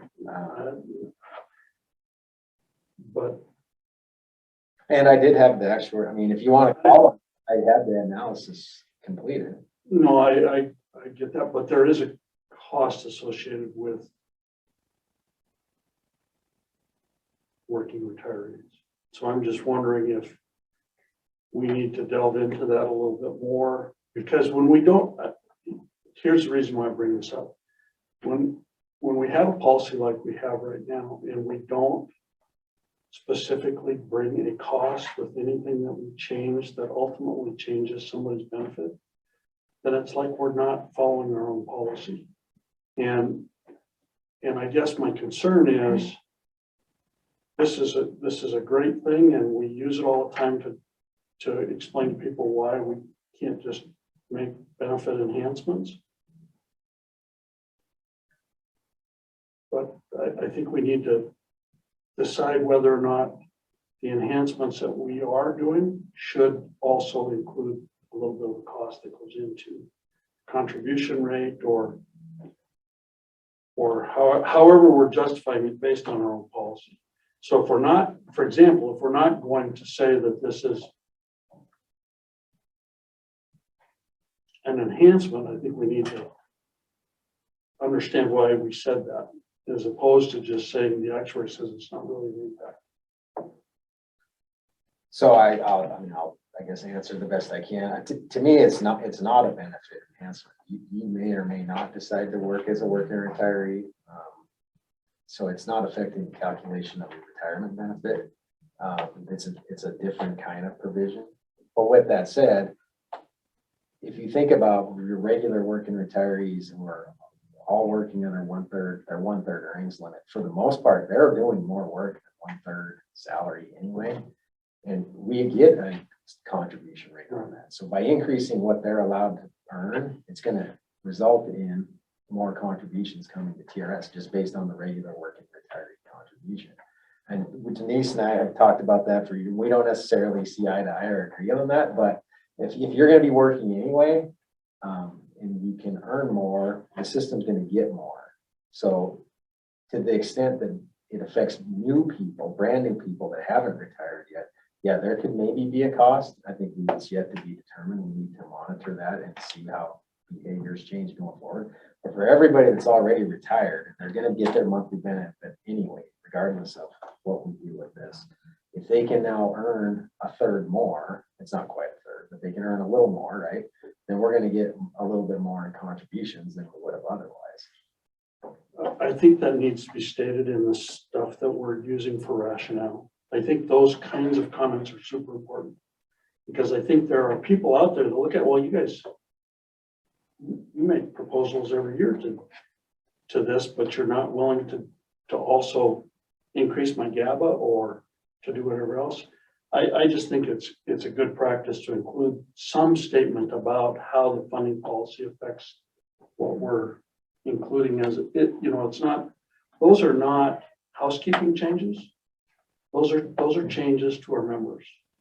Yeah. And several of those changes are viewed upon the same way as they would a benefit enhancement. In other words, an emergency provision, yeah, maybe my retirement didn't enhance, but my salary did. I mean, it's similar. So I think we just need to be pretty black and white in our statements as to how this policy affects those things. And it's easier done front loading it than it is in front of a legislative group or when you have Sam that, and I'm not picking on Sam at all, but when you have a group that really wants to see those changes and maybe include more changes, it reminds them that we do look at costs. We do look at those issues. And I know when we were dealing with the emergency clauses, we talked about there's a real cost to this. It might not impact the overall 4.6 billion, but there is a cost to it. So I'm not sure if, so my proposal would be maybe we start from defining benefit enhancement for the purpose of this policy so that we clarify what constitutes a benefit enhancement and what does not, because I think probably the line is going to fall out along the exam, Sean's notion of exactly. I mean, clearly we all understand that any changes to working retiree provisions that allow more people to go back to work at an earlier time and earn greater income, that, yeah, I mean, we could call that a windfall to certain working retirees. We can call that, potentially an actuarial cost to the system, but we do the actuarial analysis. I think it would be very hard to sort of to put dollar figures on those kinds of things or even amortization period. But I think we could define benefit enhancement to make clear that means, just my suggestion, I mean, that it means anything that is going to increase the actual retirement benefit allowance, subsidiary benefits paid to members, like the $200 a month child benefit, the $500 death benefit, whatever the case may be, and that it is essentially the money going from the retirement system directly into the accounts of members that is a benefit enhancement. certainly that includes, I mean, but I don't know if that captures everything Well, I you're, think that's part of concerned it, but about. I also think, you know, that discussion can lead to other things. That discussion is what led to the sunset clause of the emergency right? provisions that we have right now, that we're also talking about changes. So maybe when we make an enhancement like adding the superintendents, maybe we just need to extend that sunset clause because we want to follow that change a little bit longer than, I realize the fact that it's really tough for an actuary to say that there's going to be an impact on some of that stuff, but it might change how we present the law, how we, and I'll just use Dee's comment on, you know, we sunset some of those things to make sure that we get rid of the sunset during a time when we're not making changes to the potential benefit or the change in how people retire.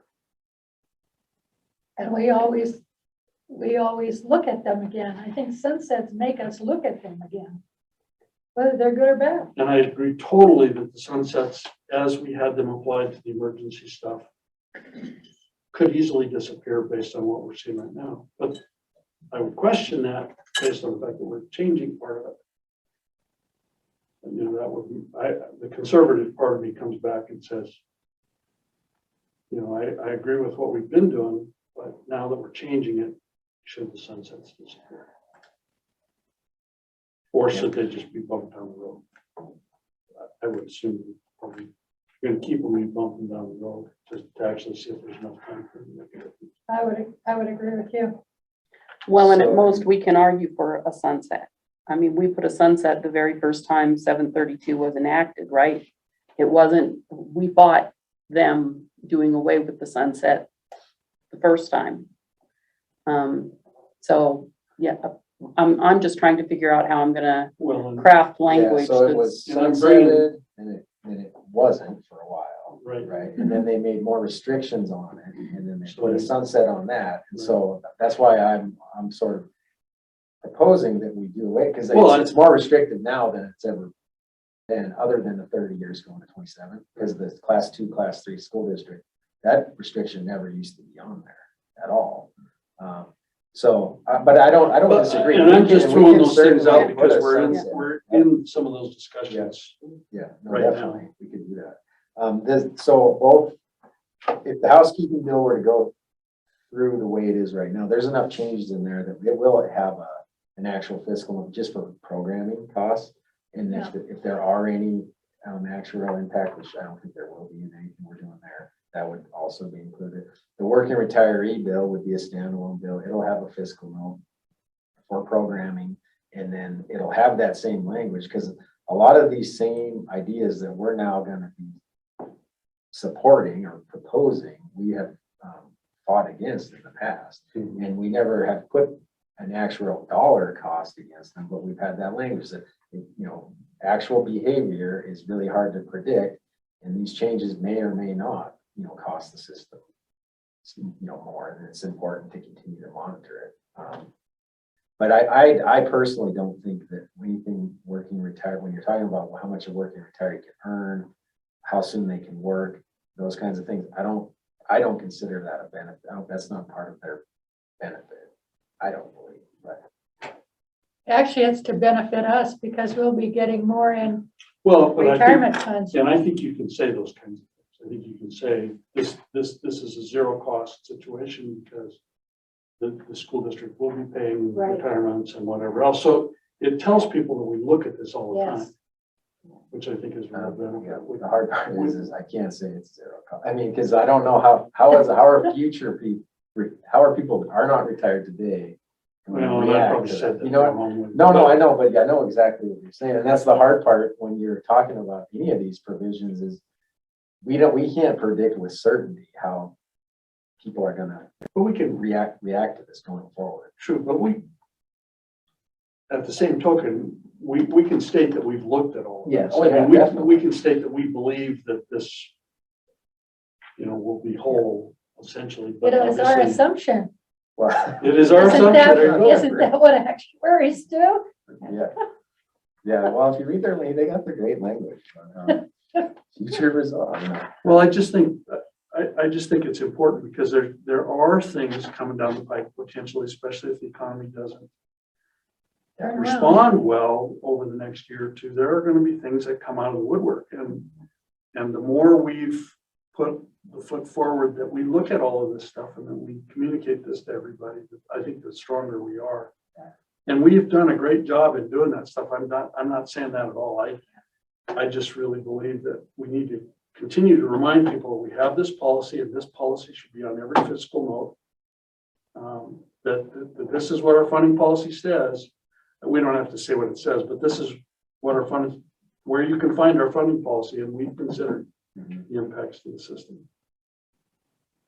Yes. That might be the simplest way to do That it. might be the simple thing to do, and there, Because we have consulted with our actuaries. We have had these discussions. We have, you know, if there is a cost down the road, what will we do? You know? Well, and I think that's part of a fiscal note. Anyway, you could put number 1, number 2, number 3 down there and pretty much explain it. So any proposal that would affect benefits for sure, I'm gonna go up there, even bills that aren't, on our behalf, it's from any given legislator.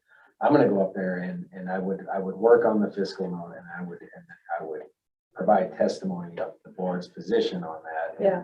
And this is something that's nice to fall back on, if it's anything to do with any kind of benefit enhancement or anything along those lines, is when you say, well, no, we can't support that because X, Y, and Z, this is in our benefit policy. but our funding policy isn't just about enhancements. It's also about overall funding. It is, yeah. And obviously, if people retire at a different rate, that's overall funding. So, and I'm more worried that the change to 120, I think is legitimate, and I think we need to seriously look at it. I don't know if I support that yet. But it scares me if we throw it out there, because I know exactly what the amendment's going to say. The amendment's going to say 90 days. And we're going to be fighting that from day one in the legislative process. And so that part scares me a little bit. As soon as you open that door, the door swings wide open. But I think from our discussion today, I would hope that 90 isn't part of the discussion for an amendment, because I think they heard us loud and clear. I'm not sure that publicly it's going to come from them. It's going to come from one of their members who talked to a legislator, and that legislator is on a school board or has a teacher, that all of a sudden this becomes a huge issue, because that's typically what shows up in the legislative process is an individual hearing from another individual. It's not coming from Sam or MEA, it's coming from, We can talk The to individual superintendent down the line. legislators, can't we? oh yeah. Oh, yeah. I happen to know a few. I can kind of overhear their conversation, and they were talking about, well, it should be different for superintendents. And so I think they probably would be interested in seeing it being set respectively, teachers 120 days and superintendents 90 days because of the length of contract. Well, but Separate but I also equal. know that they're in control of their contract, and Mhm. they can easily retire May 1 Yeah. and have everything done. That was my And point, show should back we up retire September anytime 1. now? That's why I would never support it being treated different, and I know it would be a mess. and 2 I'm trying to years. Keep track of. Absolutely. Yeah, No. I'd never support that. No, that's what you want to do. You're going to lose our support 100%. Well, my support. That's the only group that totally changes that controls it. Sean will alert us, I'm sure. Well, whether we propose this or not, even if we do propose this, there will be other bills Oh, that deal with absolutely. working retiree provisions.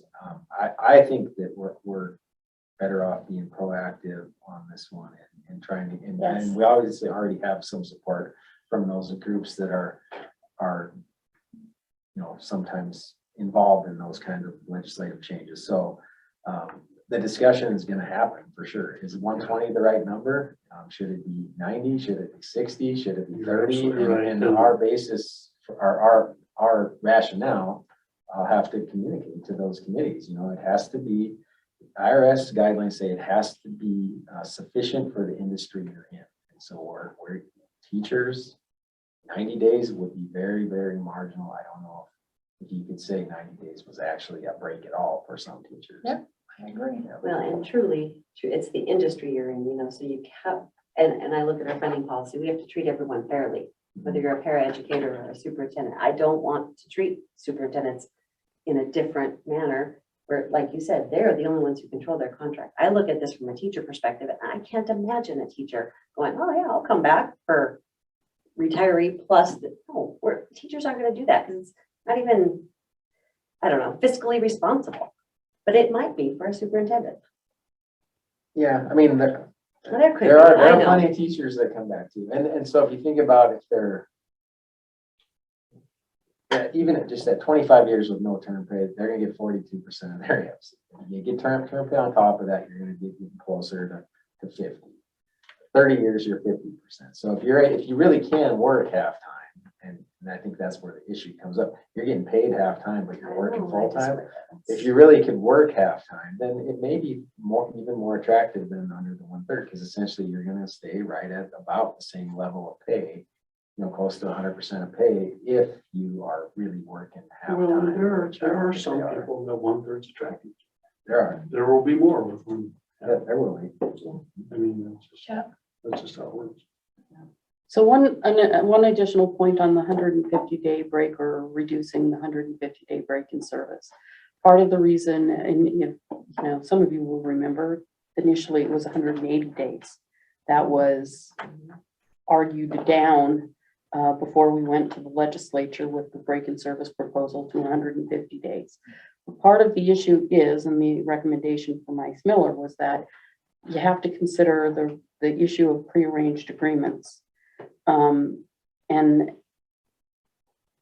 the further out you get from just the summer break and people going back to work, the more incumbent it is upon us to verify and validate that there was no prearranged agreement to go back to work. I hear a lot of conversation that sounds a lot like we have people who plan to retire and then come back to work, you know, and the closer you put those two things together, the more work is incumbent on the retirement system to establish, you know, to verify that there was no prearranged agreement. I'm not saying that 120 is not satisfactory, but I, you know, I just, we have those two things we have to concern ourselves with. If somebody's under 60, and a lot of our retirees are under 60, so I'm not sure that they're contemplating as well that, you know, that's an issue.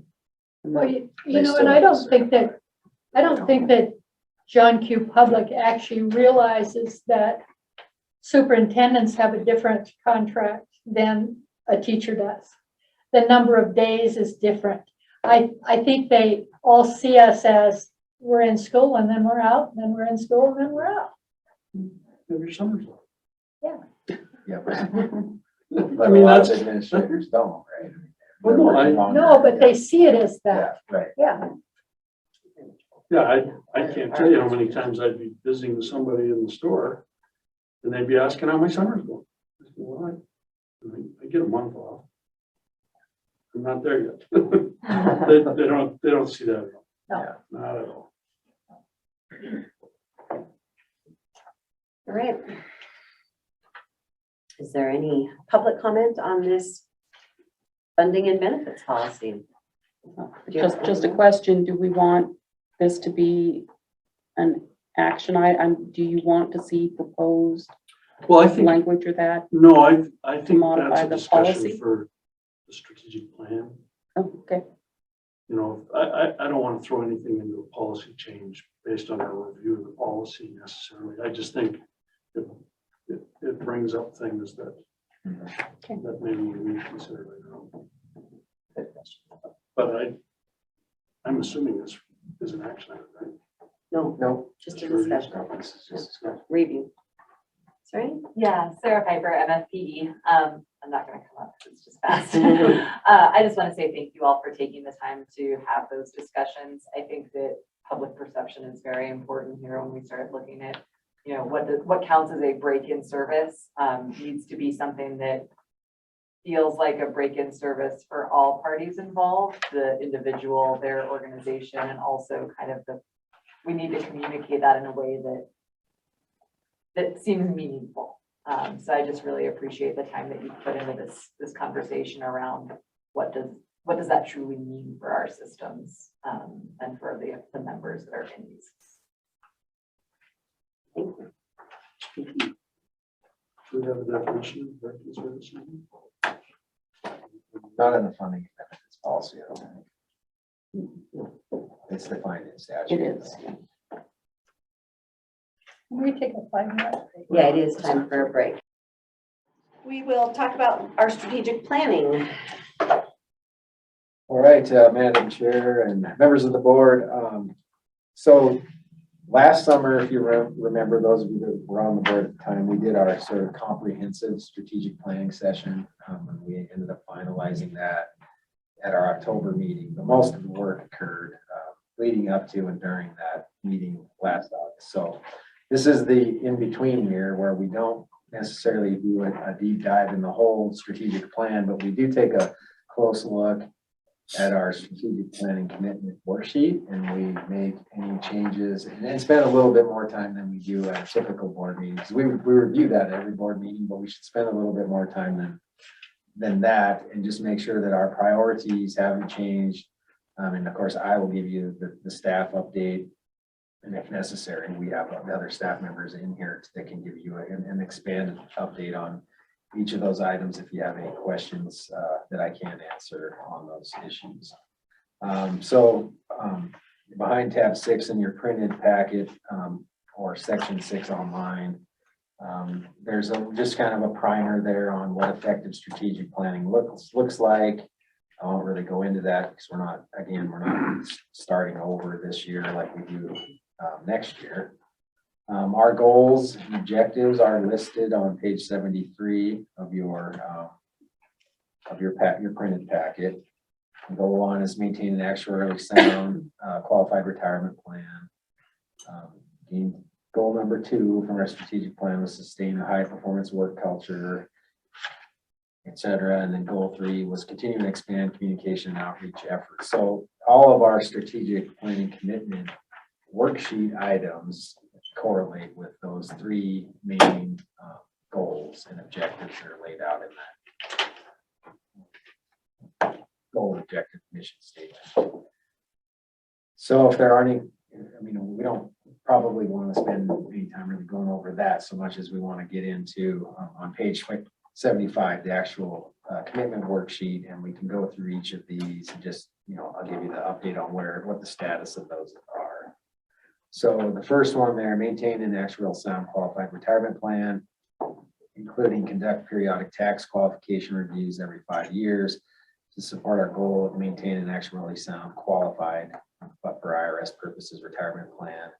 Using the process and experts, discontinue if IRS resumes doing their qualification letters, which they have not done that.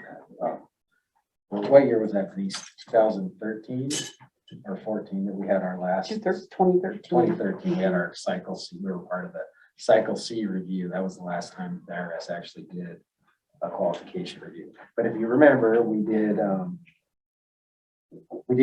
had Ice Miller do a review for us of all of our statutes and our processes in fiscal year 2021. So we contracted with them to take the place of what the IRS used to do. And it's not an exact 1-for-1. You're not doing every single thing the IRS did, but it's a pretty good exercise. They did that for us in 2021. We'll have that conducted again in fiscal year 26.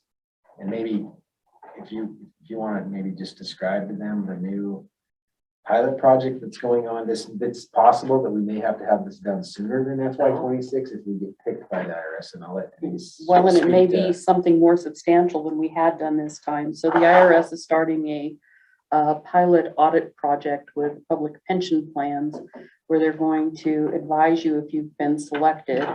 Presumably, it's my understanding, they're going to tell you what issues they expect you to look at. And then you're going to have to verify compliance with the IRS requirements by having your expert. And at this point, it's not for certain that that would be Ice Miller for us, but you're going to have to go through the process of validating your compliance with the IRS standards that they identify to you. And you're going to have 90 days as the proposal to turn that around and get them the answer back. And so part of what Sean and I have been talking about is who should do that for us, because Ice Miller is our tax counsel. And if, you know, if we get notified under this audit pilot program, I'm not sure you want your tax counsel who represents you before the IRS to be the ones doing the review and writing the report on your, that sort of disqualifies them from representing you in any, you know, remediation or that you need to do after the fact. Those are things we would have to talk about. But I'm not even, I know that I don't know who they've notified at this point that they're part of the pilot program, but in all likelihood, this is there had been some talk about going back to the Cycle C letter process. This is the alternative to doing that. And I'm highly understanding that this will become the norm, that this will become the regular process for qualifying plans or requalifying plans going forward. So we will probably have to figure those questions out and get ready for it, right? So will we contract for that then, if we're not going to have our lawyer do it? Yes, I mean, we would have to contract for those services, and the question is, who are the service providers?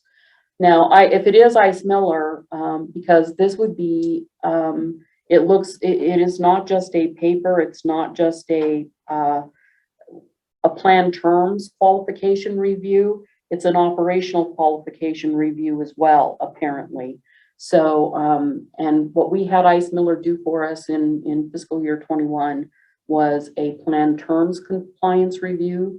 They also provide operational compliance services where they look at your implementation of your plan terms, and not just at your plan terms. So they're qualified to do it. But again, the question is whether you want your tax counsel doing that and providing a report on you. Right, it gets to be a very odd situation for them where they would be reporting potential deficiencies to the IRS and then turning around and be representing, you know what I mean? So chances are, right, we wouldn't probably want them to be the one we contract with to do that part. So we have money in our budget to contract someone? We have money set aside for legal counsel fees. We're not planning, we have not been selected. We're not planning to need to do this upcoming fiscal year, but if, let's say that we were selected mid-year and we had to turn this around quickly, we do have, I don't know, around 25,000 or so set aside for legal fees. And if we needed to do a budget amendment, we could do that at whatever next board meeting we had. In the interim, I mean, we will be looking at answering these questions. So, you know, who does it? What does the review look like? Frankly, the biggest issue is how do you turn it around in 90 days? To me, that seems frankly practically impossible, but you can do it. I have faith in you. That's a short timeline for sure. Yeah. So on that issue though, that's kind of been, you know, somewhat static. We had the review done, but these are pretty recent developments. We got new pilot projects, so that's a good update to have. The next one is maintain actuarial sound qualified. The next piece of that is address any issues resulting from the pension study group, actively participate in the pension study, be responsive to pension study requests. Of course, I've been representing the TRS at all of those legislative committee meetings. They have another one coming up August 11th, and I plan to go. And at that meeting, they'll actually present our legislative concepts, which will be not even the actual bill draft language, it'll just be the concepts. We're gonna bring forward a housekeeping bill, an MSRP bill, and a working retiree bill. At this point, I think we have enough buy-in to do that. You guys, the board, will approve our actual drafts at our August meeting. We'll vote to approve those drafts. Or at our October meeting, yes. And then, I mean, with that said, it's, at that point, it's still subject to legislative service division drafting. I mean, they don't change our intent. Sometimes the language can change. Next one is conduct an experience study for the 5-year period ending July 1. We completed that in May, obviously, so we won't have another one of these until July 1 of 2025. Next one, under high performance work culture and service excellence, identify, catalog, and prioritize potential IT enhancements, conduct period IT enhancement planning and budgeting, board sessions to discuss budget parameters for IT investment. The board will provide guidance on the level of investment in the system. TRS will consider system maintenance as an ongoing budget item to keep systems up to date and ensure continuity. And the outcome is automation and improved processes, specific budgets, and defined level investment in IT systems. And so we, from the budgeting perspective, we've already completed that for the current year, fiscal year 23. That was part of the presentation we did in May, where the board agreed on an amount for M-Trust enhancements. And as far as automation and improved processes go, we are getting closer to rollout of online withdrawals. That's scheduled to take place in, is it November or December now? Yeah, it's the end of this year. And towards the Well, end. actually, we have it slated October 31st. So, Okay. in the Close fall. to the end. Yeah. So coming along. And we did, as part of our budget, approval of our budget and review of our budget. I mean, we have it as two different distinct items. We have the M-Trust maintenance costs, and then we have the enhancement costs. Of course, we went over those in May. The next one, identify metrics for certain enhancements where appropriate. Not necessary for every enhancement. Metrics can illustrate the return on investment. Not all enhancements will be cost effective, but rather necessitated by member convenience or regulatory compliance. I think the example that sort of initiated us putting this in, if you remember, we were talking about online withdrawals last year when we were doing this strategic planning session, because this is a new one. And we knew that the staff time savings wasn't alone, I mean, it would take 20 years to pay for the enhancement, but the convenience and the expectation from our members of being able to do these things online, via their phone, all electronically, is what sort of drove that decision. So that's one of ours. That's an ongoing one. As things come up going forward, we will try to provide, cost benefit analysis on some of the IT system improvements we're looking at. The next one is implement online retirement application functionality, and we're scheduled to start planning for that after online withdrawals is rolled out. And we want to, this says FY 2023 planning, and it's going to be late fiscal year 2023 planning, because we want online withdrawals to run for a while before we start, actually documenting requirements on online retirement app, because we're going to learn things that we don't even know yet after we roll this out. Don't want to start another one right away. Not right away. But I mean, and already online withdrawals is, as we got further and further into that, we recognized the need. We need more than two-factor authentication. So we're going to roll it out. The very last step initially, you're still going to print a piece of paper and have it notarized until we can stand up knowledge base authentication, our verification on the front end of both account creation and anytime you're taking money out of the system, which is all doable, but that's going to be another add-on that, up until this point, we thought two-factor authentication was going to be fine, but it's proven that it's not enough.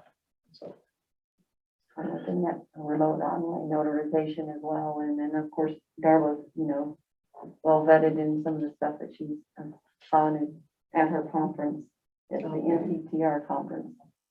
And I don't know if you'll speak on that at all. So, yeah. Absolutely. So on the next page, top of the next page, still under high performance work culture, develop a responsive web design proof of concept in the test environment. And of course, we're going to present that to the board. So that was what I mentioned earlier today when John was giving his IT update, is that I believe in October, we should be far enough along to give you a prototype review of the responsive web design. So that will be coming soon. Continue business process improvements and workflow documentation while building online processes to achieve a paperless process with a priority on major business functions. Online withdrawals was the first one given, and then online retirement application. Like we just touched on, online withdrawals will be rolling out here before the end of this calendar year, and then we will begin online retirement and planning later this fiscal year. Develop procedural documentation for each team. That's in that outcome. There's improved internal documentation and business processes, and the timeline for that is ongoing. At some point, we may need to consider whether or not if we're talking about truly having a desk manual for every position, we may need more capacity to do the technical writing necessary to do that. Then we have more work than we do Darla. I mean, unfortunately, but so that's something that we may want to consider. As far as the online help in mTrust itself, that continues to be improved. Obviously, we have certain staff memos and things like that that are documented. They're sent out, but to have an actual benefit officer manual, that those have not been gone through from front to back for some time, or an employer manual for in the same respect. So we may need to at some point look at. There's always more work than what we have. Communication writer or technical writer resources. So that's something, and we had talked about it before, that we may need to contract to get these desk manuals done. Have somebody job shadow and put it together. We've talked about these for a long time, and it was more for staff. What if we lost a major person? What would we do? And Yeah, really, the first step in all of that is what does staff say to do? yeah, And they do have manuals, and they have been updating. Some of them have been updated more recently than other, but they haven't really had a real thorough from front to back, rewrite for a long time. Right, the most recent update was the one for our transfer process. Yeah. So, but the benefit officer hasn't been front to back in quite some time, so. But it still has pension plus information in there. Yeah. Yes. yeah. So more likely than not,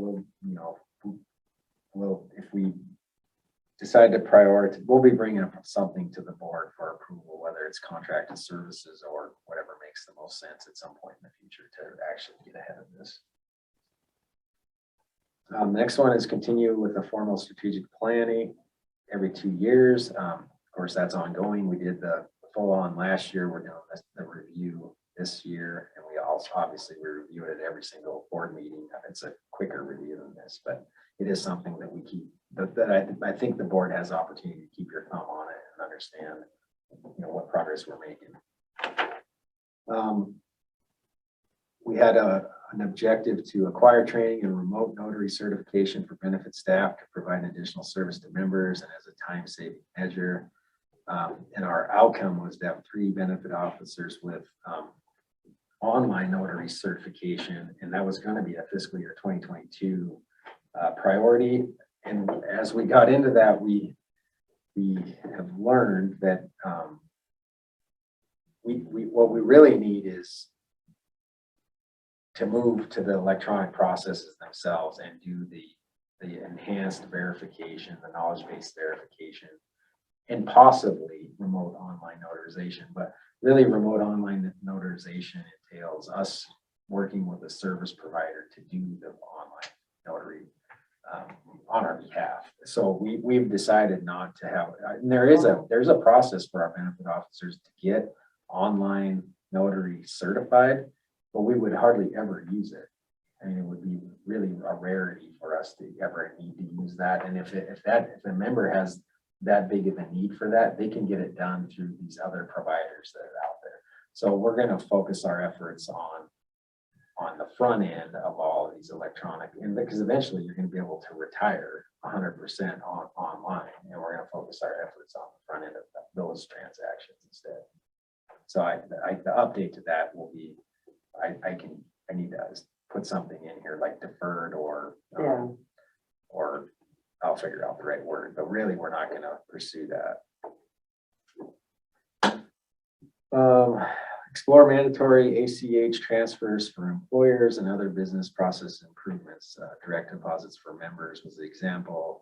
Research options and provide recommendations. And so we have done that. I asked Denise to review the legal requirements as to whether or not we can force our employers to use automated ACH, automated clearinghouse, and whether or not we can force our members to go to direct deposit. And I will let Denise give you the more technical answer, but the high level answer is we can't. We would have to go into other statutes that aren't TRS law and change them in order to do that.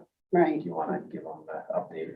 So there is a federal electronic funds transfer act that would not apparently prohibit us from requiring electronic funds transfer for payment of benefits or for interactions with employers, wage contributions, etc.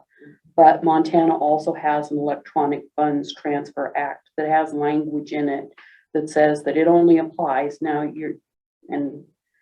can imagine the questions you're going to have. It only applies in circumstances where the two parties to the transaction have agreed to conduct it electronically.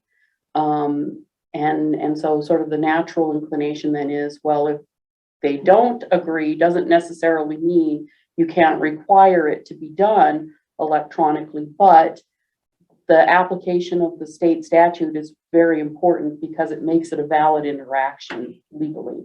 Otherwise, so essentially that's state law at this point still sort of prohibits us from, or presumably prohibits us from forcing people to go to electronic transactions. They have to agree to it. They have to sign the document. The statute also says that they can agree to it one time and not agree to it the next time. So we would have to modify that state statute in order to get around.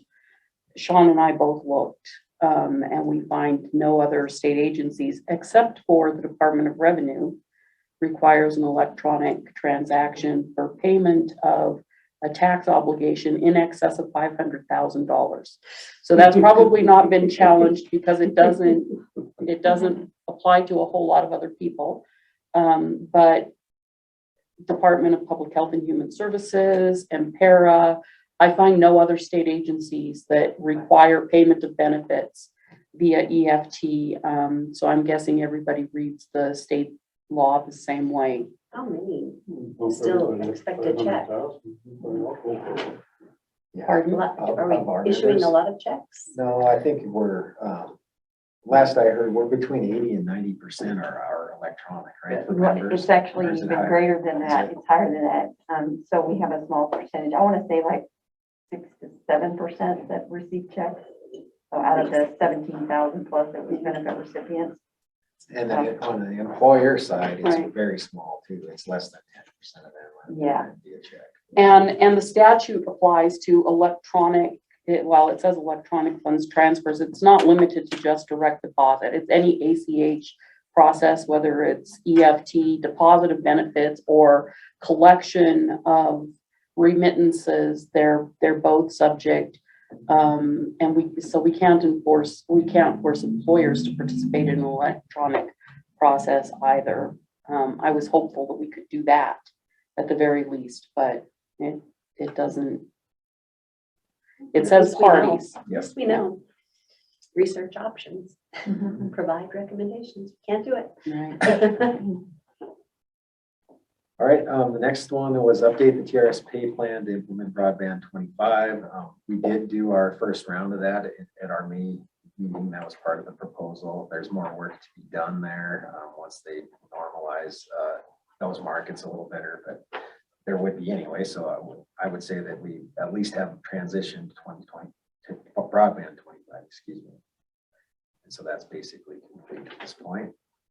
Coordinate executive director and board member attendance at school superintendent meetings in non-legislative years. And of course, we did complete that, both myself attending the regional meetings and in a few instances, member Brown was able to attend, and so was member Dubs at their regional meetings. So those were all completed this last spring. And I think we heard that it was appreciated by some of those groups.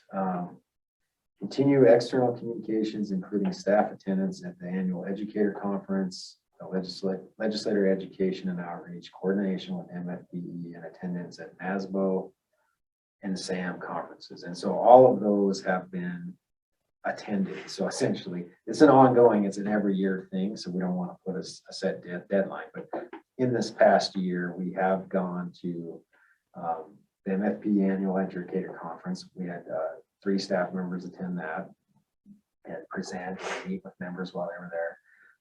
Legislator education, I've been doing as part of the pension work group study. Attendance at MASBO, Nolan did attend the MASBO conference, which is Montana Association of School Business Officers, and he presents at that.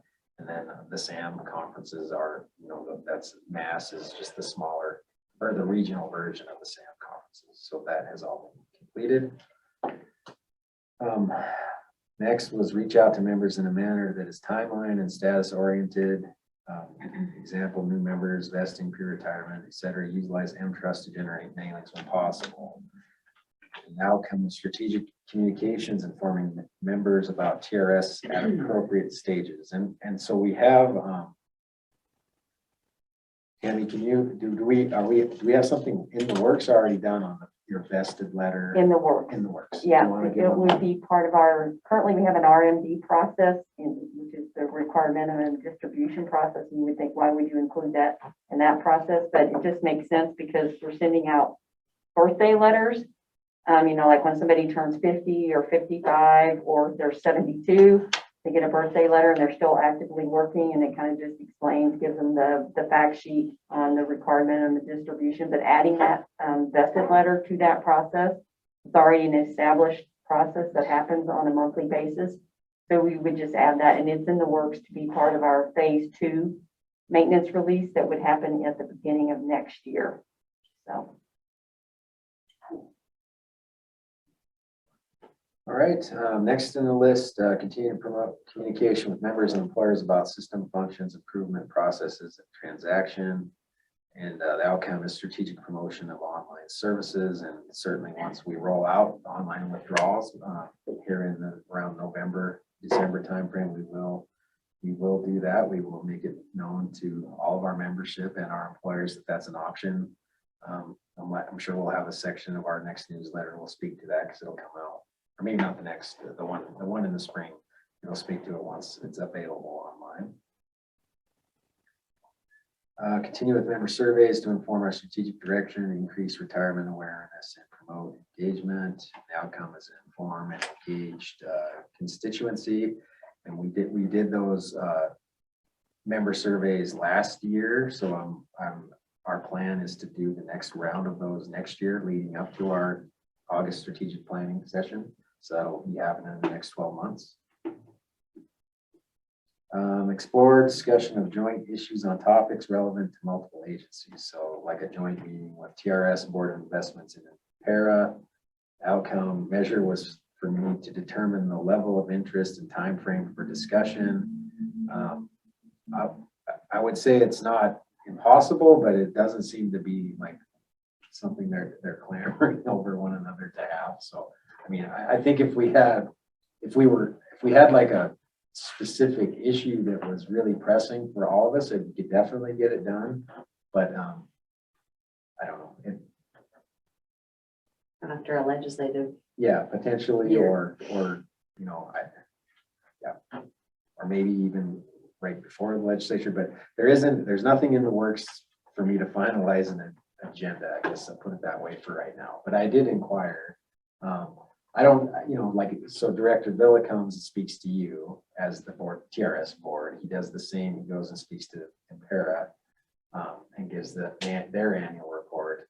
Both Dory and I go to their board, and we give them the actuarial valuation results every year. So it may be just a matter of they feel like and then we have a board member of ours sits on the board of investments, and they give an update at every meeting, just like normally we would have one of our TRS board members give us an update of the activities of BOI.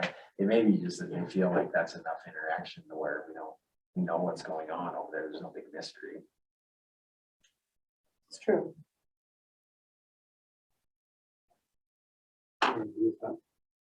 Having Dan come and speak to a lot of the ideas and thoughts that they're going through makes a big difference.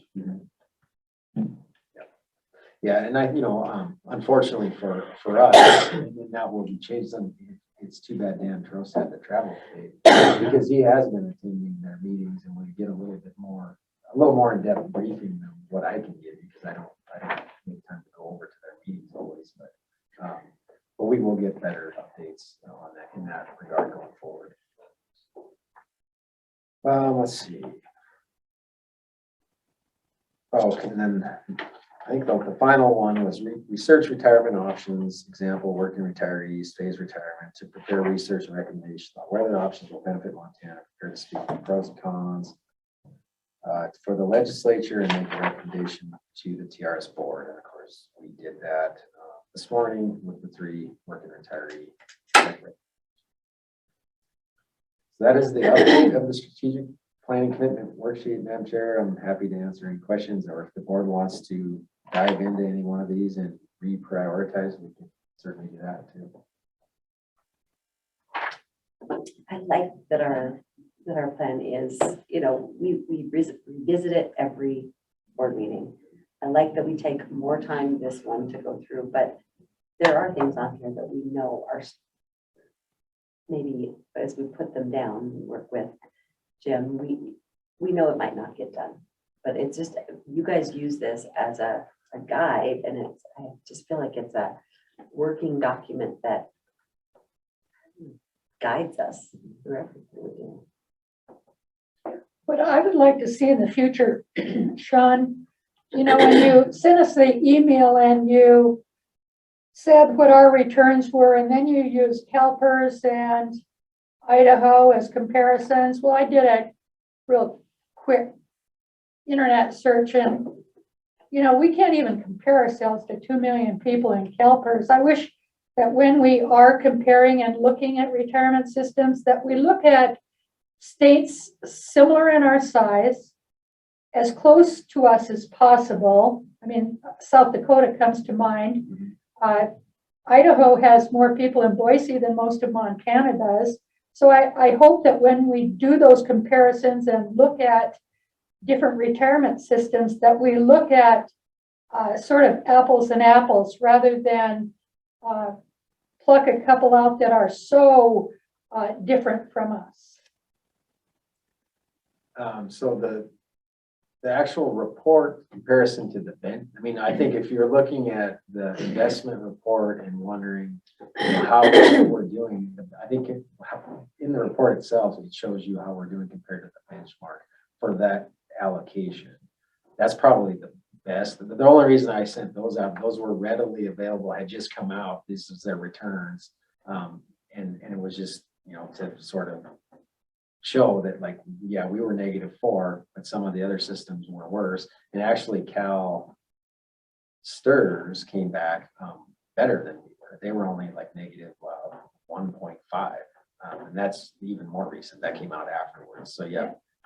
But yeah, I understand what you're saying. And I'll do what I can. Those were just as they were popping up on pension and investments. These are big public plans that, and just so you had some kind of point of reference, there are a few plans that have March 31st fiscal year end, so they had 33% last their fiscal year, and then this fiscal year, they're still over 8% because things went just tanked after that. So yeah, you definitely want to know some of those things. What is their fiscal year end and how big are they? In general, most of the public plans, and Montana's big enough with all of us together that your allocations are not all that different. Well, and so many of them are combined. Yeah. You know, public employees are public employees, and TRS is only one bucket in that public employee where we are separate. And I think how many states are like that? What did I read? 14? 14 states are like us. We have separate TRS other than public employees. So when we do those comparisons, I would really like us to look at things more similar to us, I guess. The reality, though, is it's really not 14 because many of those 14 are like Montana in that they have a separate board that manages those investments, and many of those investments in those states as well are combined funds because they see the benefit of doing that together too. So it's probably less than 14. There are also, though, TRS systems that are on a municipal basis rather than on a statewide basis. So you can find, you know, municipal plans that are, you know, New York City, Houston, their systems are citywide rather than statewide. So Right. That is why it's great to go to those conferences too, is just to see how different we really are, even though we're all dealing with the same things. Yep.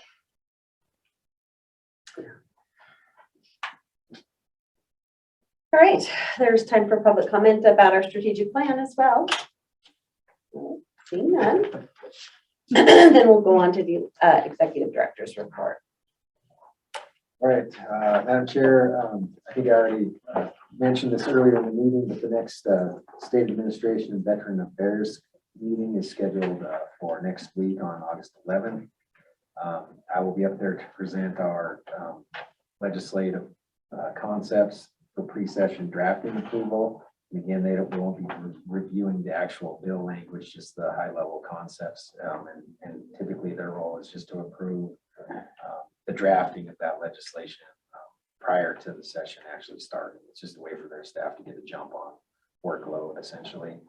And then the pension study group is also meeting that same day, so I will sit in on that. They have not asked me to speak to anything. I think it's just a kind of their wrap-up meeting for whether or not they want to come forward with any kind of a committee bill. The only thing that really they've talked much about and potentially could come out with maybe like a public safety system funding bill possibly, but I don't know.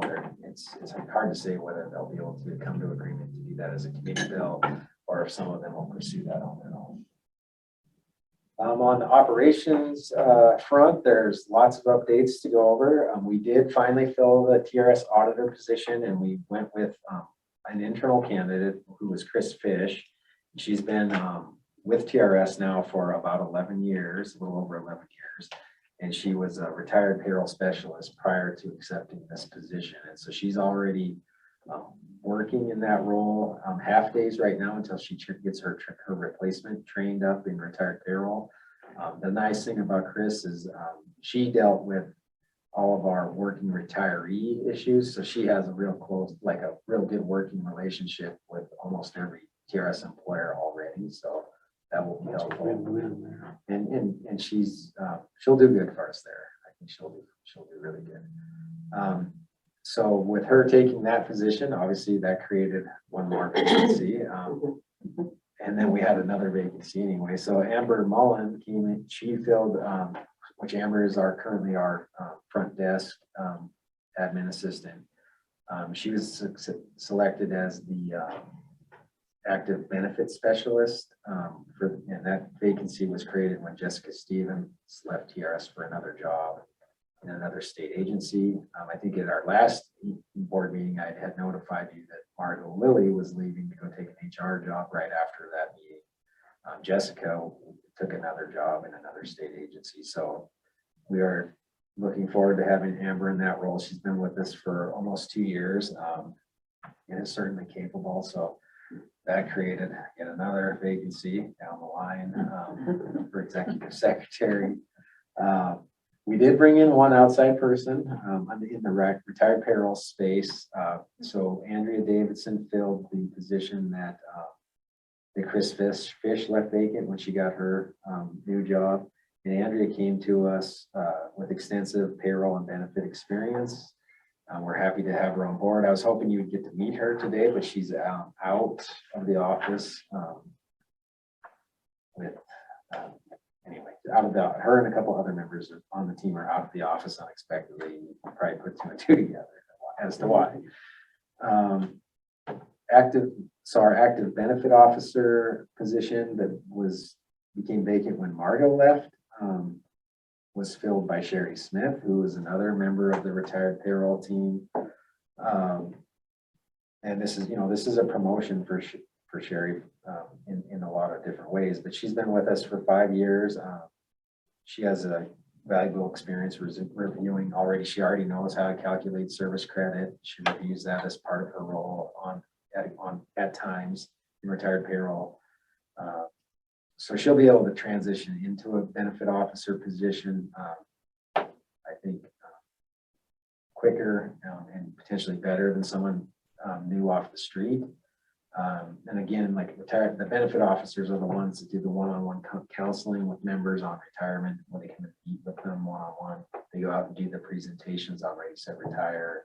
And their day-to-day work is real heavy on service calculation, loading applications, doing estimates of benefits. So it's an important position. And how is the specialist different than the officer?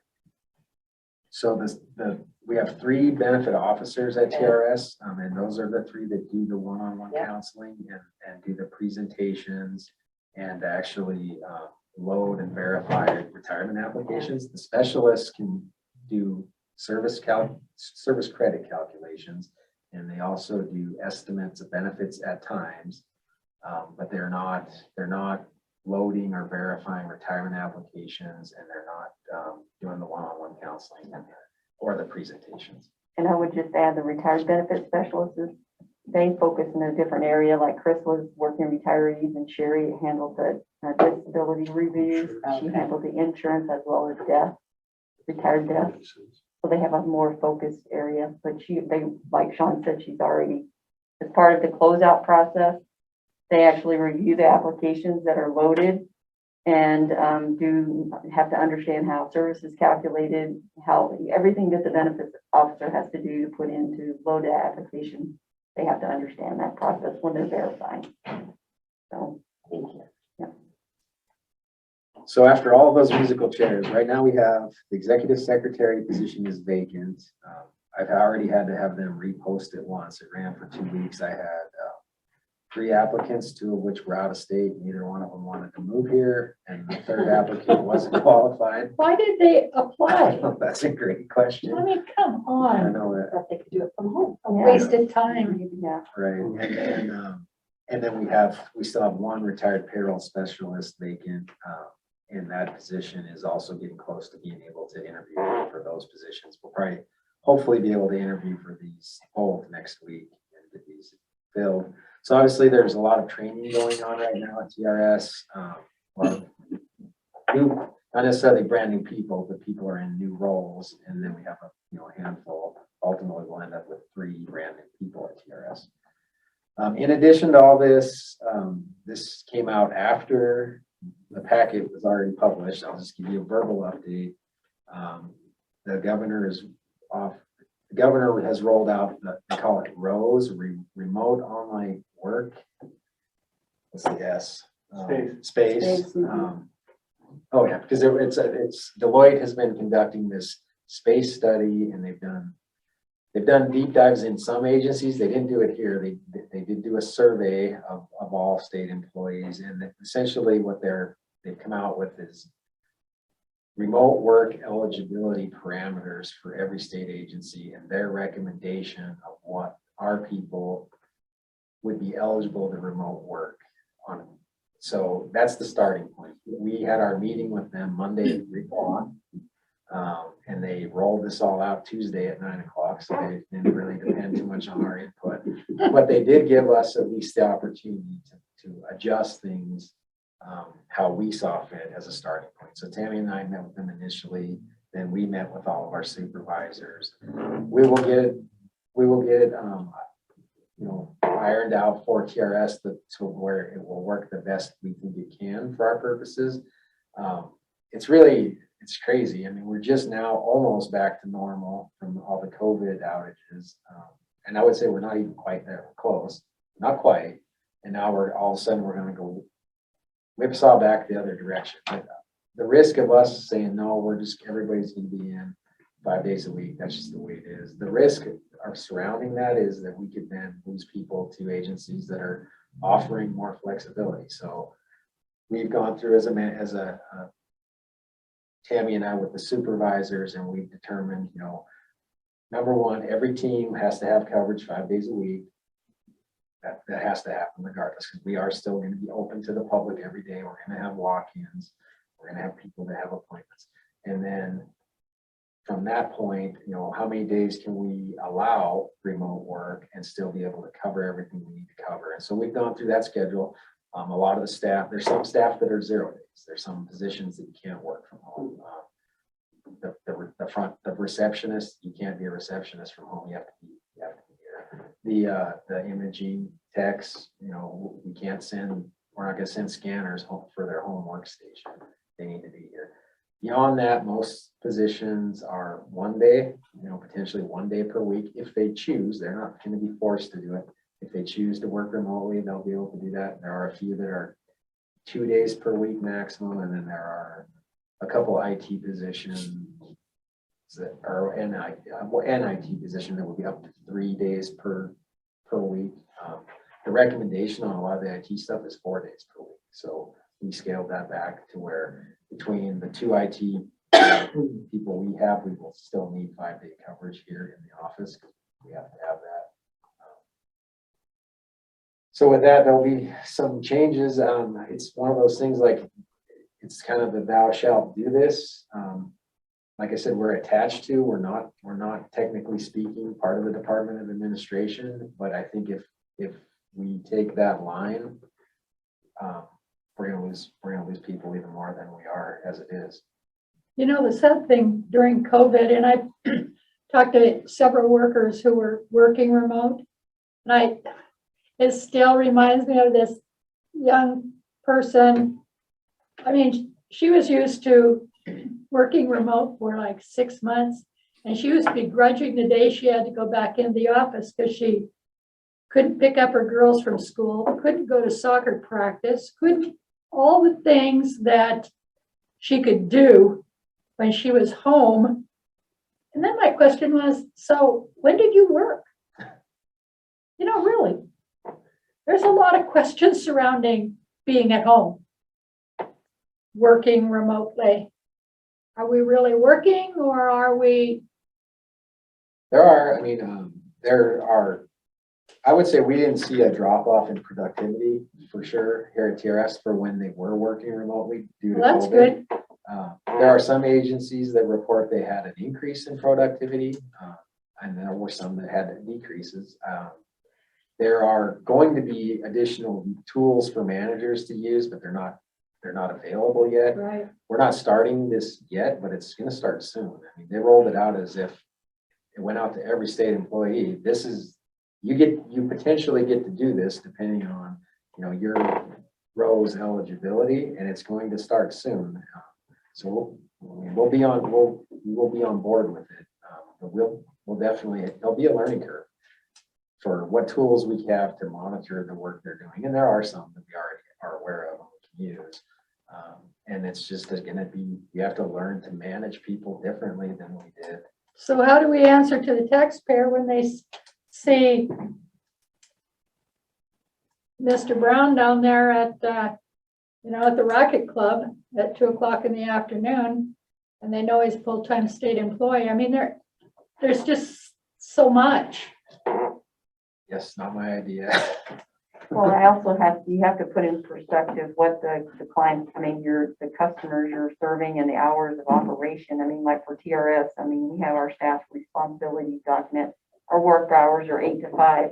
Maybe some agency is flexible and a person can work at 9 o'clock at night. Right. You know, it just depends on the agency. So for us, our hours are set. Yeah. There's no way around that. So, You don't have to do it. No, you don't So if have they to. say, Yeah. that's the part I like, because I mean, I would be like, nope, I'm doing it. You know, I Well, think, some of the processes are gonna be the same whether you're working at home or not. I No. mean, if a person needs to go to the doctor, they're gonna take time off. right. Oh, absolutely. Stuff like that. Yeah.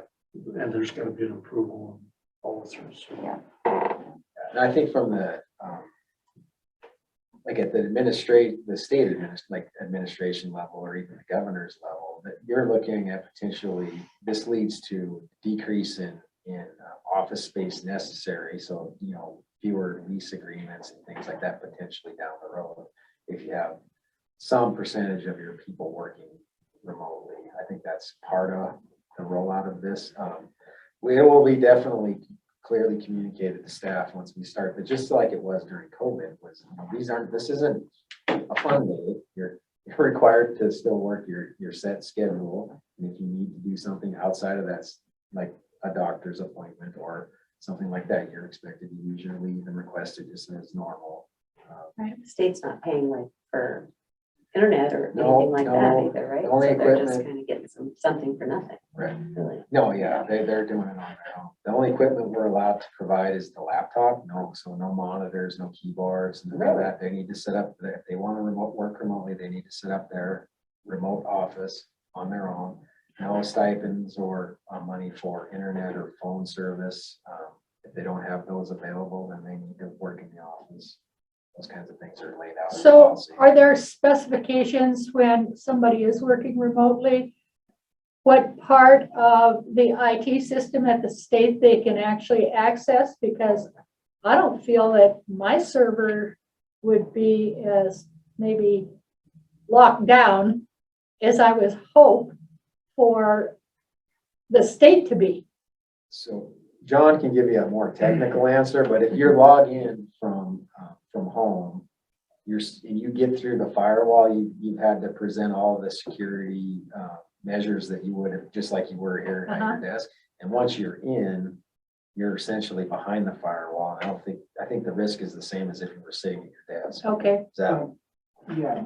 The requirements from the state are, first and foremost, the only devices that are going to be allowed to access the state network are owned by the state of Montana. So no personal devices used from Okay. home.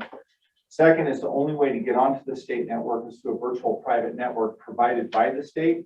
So the state device is the only thing that can authenticate to that virtual private network.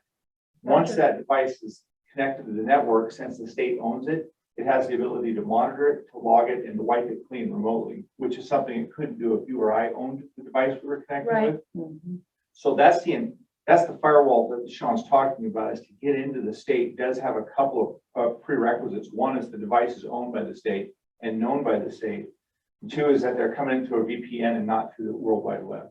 That makes me feel better. Yes, it Thank definitely you. is a security enhancement. so ultimately, we'll, by the time we meet again in October, I'll, be able to tell you how it's going, as it'll be rolled out by then. This is all kind of coming to a head fairly quickly. We will for sure have 100% coverage during our core hours every day of the week in every department. So there should not be a drop off in customer service from the people that do the drop-ins, the walk-ins. They don't have an appointment. They'll still have someone they can meet with face to face. And we should. And with that, Madam Chair, I think that's my update for this meeting. Yeah. And that is another opportunity for public comment. But seeing we don't really have any public right now, I will move on. So now finally on to administrative business. Not finally, but we're getting towards the end. Madam Chair, Kathy is still online. Oh, Kathy, did you have anything? All right. I did not see you, Kathy. Sorry about that. All right, so let's go on to more discussion items of, for administrative business. Sorry, I guess that's me. Yeah. Right, because Madam Dan- Chair, members of the board, so unfortunately, Member Trost was unable to attend today, yet he was traveling. They just wrapped up a 2-day board meeting at BOI, so it would have been nice if he could have been here, but he'll update us at his next, at our next meeting, I'm sure. I did include in your packet the performance report on our investment earnings through June 30th of 2022, and I included a copy of what I've always referred to as the BOI crib sheet on pages 88 and 89 of your packet. Our fiscal year return was a negative 4.33% for TRS, compared to, I think we were over 27% the year prior to that. I mean, I think everyone's aware of a lot of the issues going on in the economy right now. I can tell you that negative 4.33 is a heck of a lot better than I did on my own investments for the last fiscal year, but obviously it doesn't hit our actual rate of return. I suspect that our amortization period will probably, I mean, my kind of back of the napkin is I think we'll tread water because we're smoothing in a 27-year return. We're going to be smoothing in a negative 4-year return. I think that those two are going to more than cancel out each other and will likely hold water, tread water.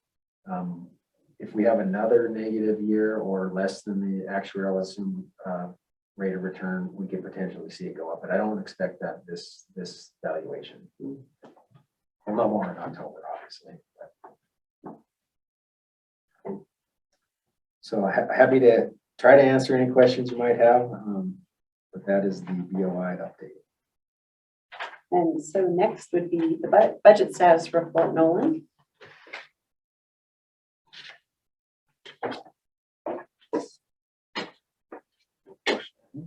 Oh, hang on, looks like Dan. So Dan, you need to unmute. Sorry about that.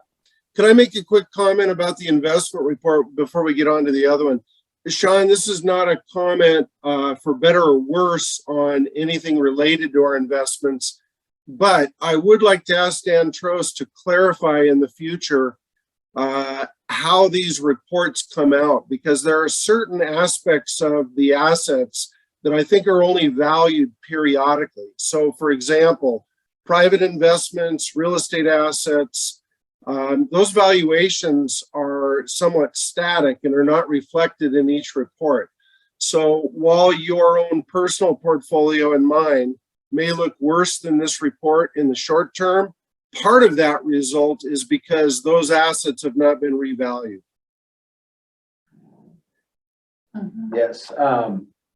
So I don't have any kind of meaningful answer, but other than you're right. And I think the way it's been explained to me for the purposes of private equity and real estate is they lock them in at June 30th. And then, because there is a lag there, and they record those in the following fiscal year. So I think you're right. Dan T, I'm sure will be able to give us a lot more descriptive answer to that question when he's at our next meeting.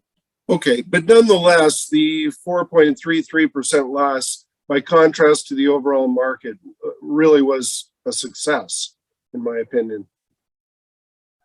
Thank you. Okay. Appreciate it.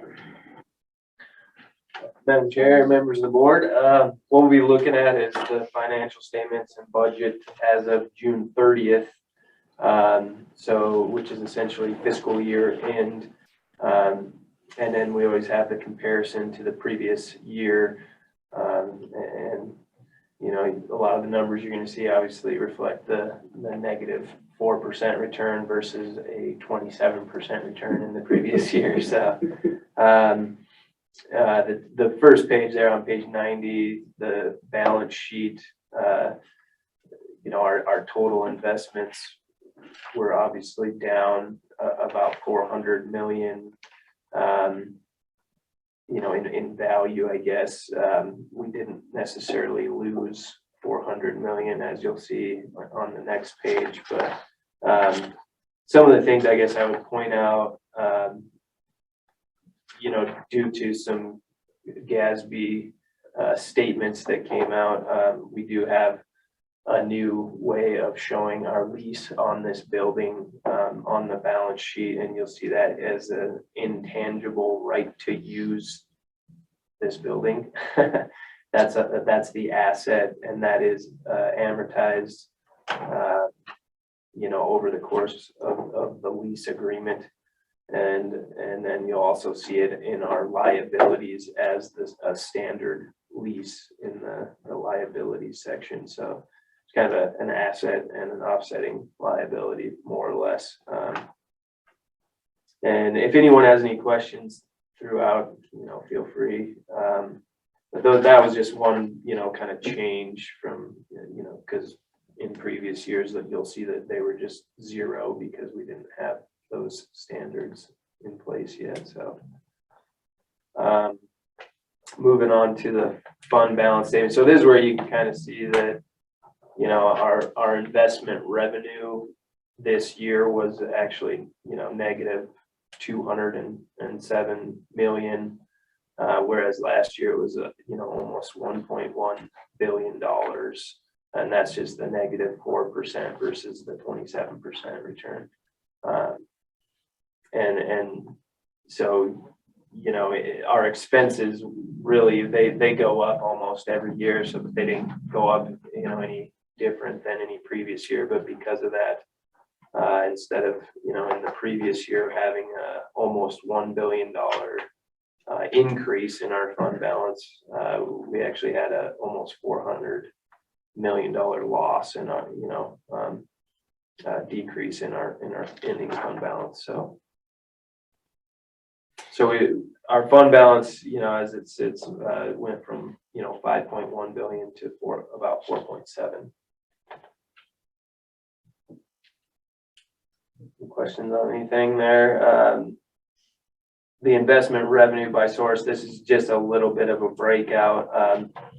The main source of our increase or appreciation or depreciation in our investments, that's the main source of our investment revenue. And last year we were up $1 billion, and then this year, you know, obviously down in that appreciation. I think that the, you know, securities gains, losses has more to do with, you know, actually selling the assets and realizing those gains or losses.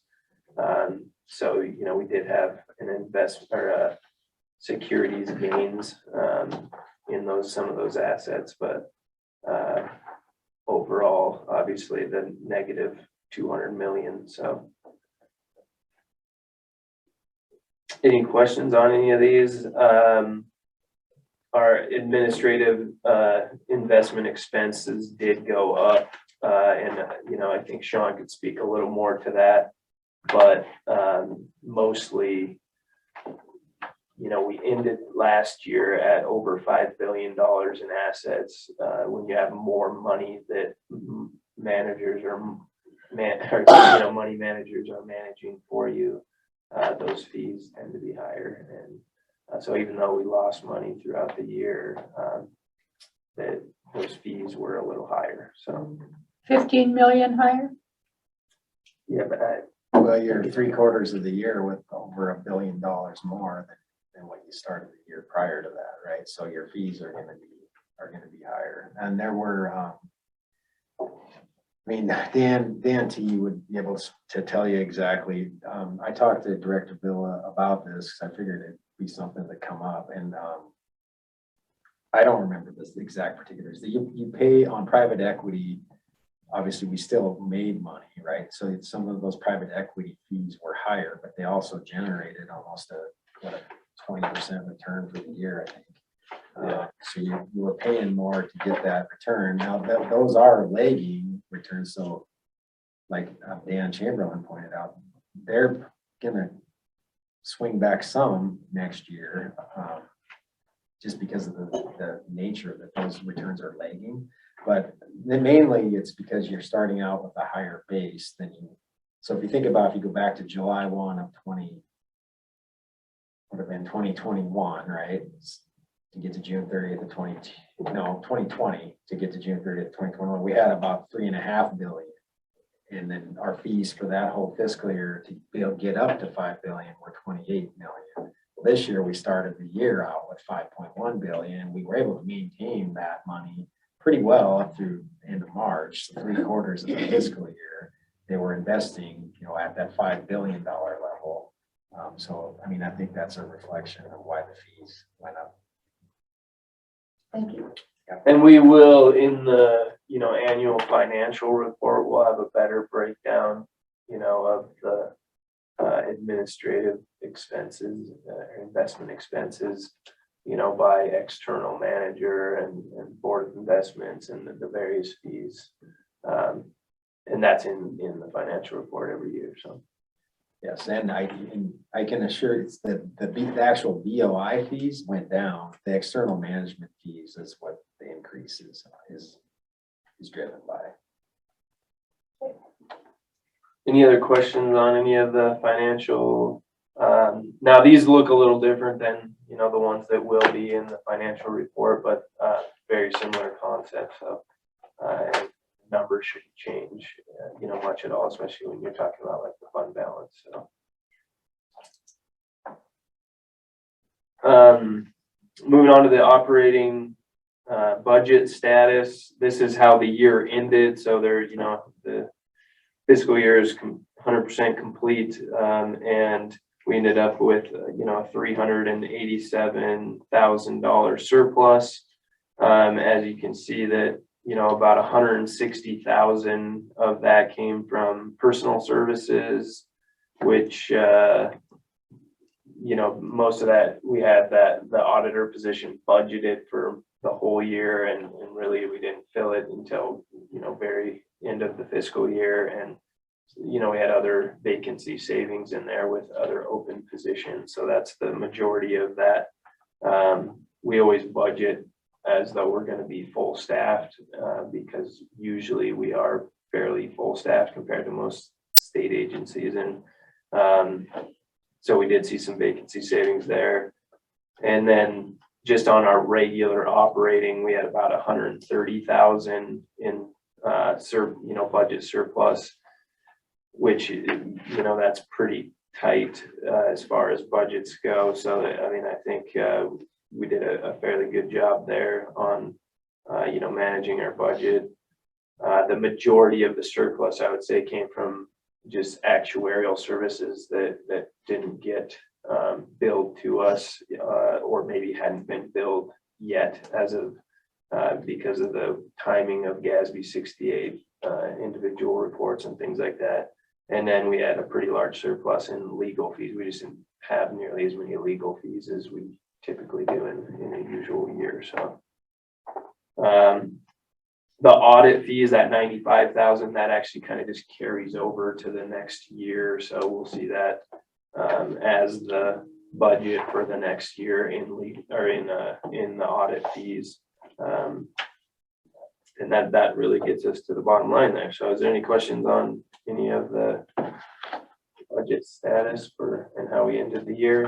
We actually, if you kind of the totals there, you can see what we expensed, in the left column there, what we expensed in 2021 fiscal year, and then our expenditures in 2022. We actually spent a little bit less, which is kind of a rare scenario where we spent a little bit less in fiscal year 22 than we did in 21. Budget where there's a surplus. Yeah. Reversion, it doesn't carry over, it just reverts when we spend it, so. So the next page, is just our main budget category. That's the contracted services, and you can see that our consulting and professional, that's that top line. That's where that's the account code that we expend our actuary budget out of, and there was a fairly big surplus there. And then of course the legal fees / court costs, we only spent $1,700 and we had 37,000 budgeted, so. So that's where those, what I was talking about earlier with the surplus that we saw there. And then no delinquent agencies, so we did manage to get all employers to get all of their fiscal year 2022 reports reported before fiscal year end. And that's no small undertaking No, I'm sure. for the time crunch. A few phone calls and emails from Nolan, for sure. And Nice. that's all I have. You wore them down, you got a hold of them so many times. Oh, yeah, a lot of emails and phone calls. All right, Thanks, Nolan. thank you. Let's see, so we know we have a bunch of conferences that people got to go to. We We did. can take some time to hear just John. Do you want to tell us about the PRISM conference? Want to hear every word that was I said. was actually gonna say, you might want to tell everyone to do a little brief. on Be it. brief or we might not get out of here. We might have our lunch sitting out there. Yeah. That was directed at me. I was about to give you this one, we weren't looking at. Madam Chair, members of the board, I attended the PRISM conference in Scottsdale, Arizona in May. And I've got some notes here about the highlights. And I'm sure it's nothing that if you've been to any conferences, it has nothing that's new. But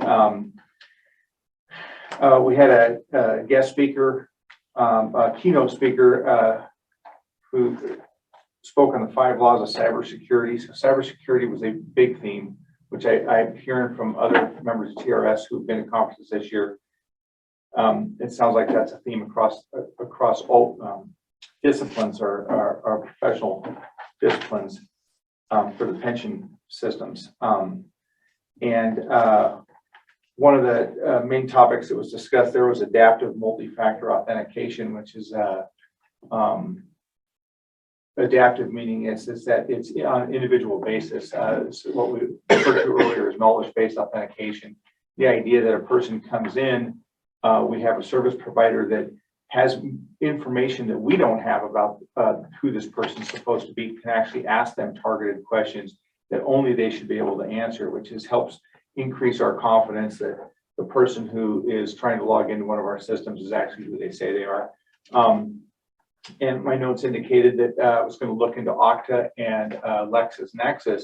A lot of pension systems are going directly to LexisNexis to get this service.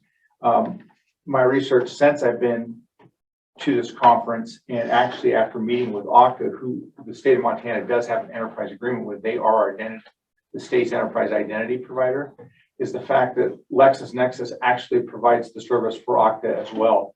So most of the vendors out there that offer adaptive knowledge-based identification or verification are using LexisNexis on the back end, because LexisNexis is the vendor that actually has compiled and has access or owns the data that's used to provide the service.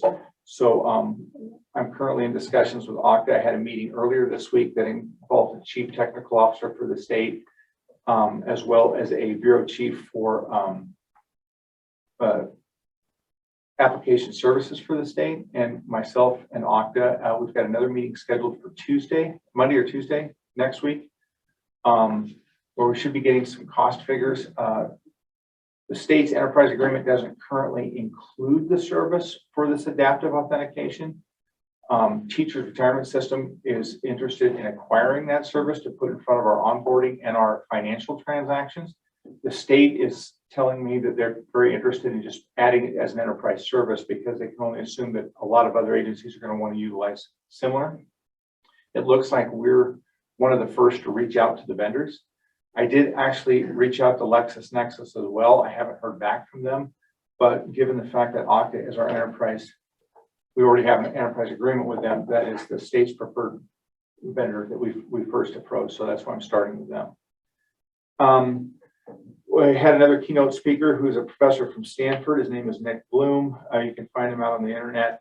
And it was the economics of working from home, which is really relevant because of the Roe study that Sean told you about. But that's another big topic. It's not just Montana, it's everywhere. And the concept that there is the fact that if we don't offer work from home, we're going to lose employees. And it's the discussion I found really interesting there was that it's not a matter of preference or whether we agree with it. It was presented much more of a fact of life. As the simple fact is that workers coming into potential employees are expecting this, and that enterprise, whether it's private enterprise or government, we need to be able to address the situation. We need to be able to be competitive to at least have some type of a concept of remote work. And so I think the states, whether or not the rapid implementation of it was necessarily the best way to go, the idea being is that it needed to be done. And I think businesses and governments and enterprises everywhere are seeing the same thing, is we have to come up with an answer. When people want to apply for jobs, and the first question they're asking now isn't how much, it's about, can I work from home? And that seemed to be a pretty big theme. There was some discussion I took notes on development operations, or DevOps, which is our back end about how we migrate and publish code, how we maintain our data. And I came away with some suggestions I wrote down, or I noted that I think we can implement here at Teachers Retirement System. Maybe more frequent database snapshots that we can then turn around and use in testing environments. Right now, our restore procedures to refresh data is a little bit complicated, and we don't do it terribly often. The idea here is about the ability of taking frequent snapshots and being able to do some testing and then instantly re-put that snapshot back on and redo the testing again if we didn't like the way the code was working in the first place. Online retirement applications, we're rolling one out. I saw a presentation, a demo of a live retirement application from Georgia, the Employees Retirement System of Georgia. Once again, we're not the only pension system that's looking at putting out more financial transactions online. What's interesting is that ties right back into the adaptive multi-factor authentication. As more and more agencies or pension systems are putting services online, the demand for the enhanced security to put in front of them has gone up. And when I was at the Prism conference 2-3 years ago, multi-factor authentication was all the talk, and now multi-factor authentication is looking as a secondary measure after we've already identified that the person we're talking to is who they say we are. We're just going to have them verify online through a secondary measure afterwards.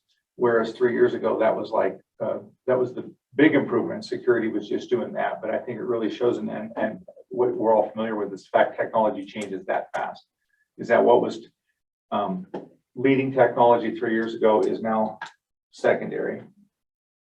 Saw a presentation from Arizona State Retirement System on security fraud detection. Arizona State Retirement System spends 30% of their IT budget on security, and it's 11% of the total agency spend.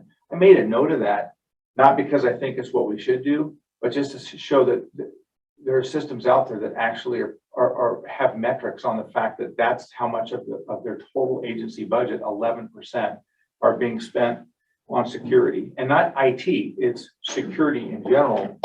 So the IT budget maybe is 20% of the total spend, but 11 of that's going into security. And I think the takeaway for me is that we're a very small agency. I'm an agency security officer instead, as well as the IT manager, and we're kind of doing both halves. But I think it's showing that cybersecurity and security in general is starting to take more and more emphasis. And as we can all agree, is that if we were to have any kind of a major fraudulent event or data loss event here at Teachers Retirement System, one of the first question is, well, what could we have done to prevent it, and why weren't we doing it? And so being proactive on that is where I think I should take some focus, which is why I noted that.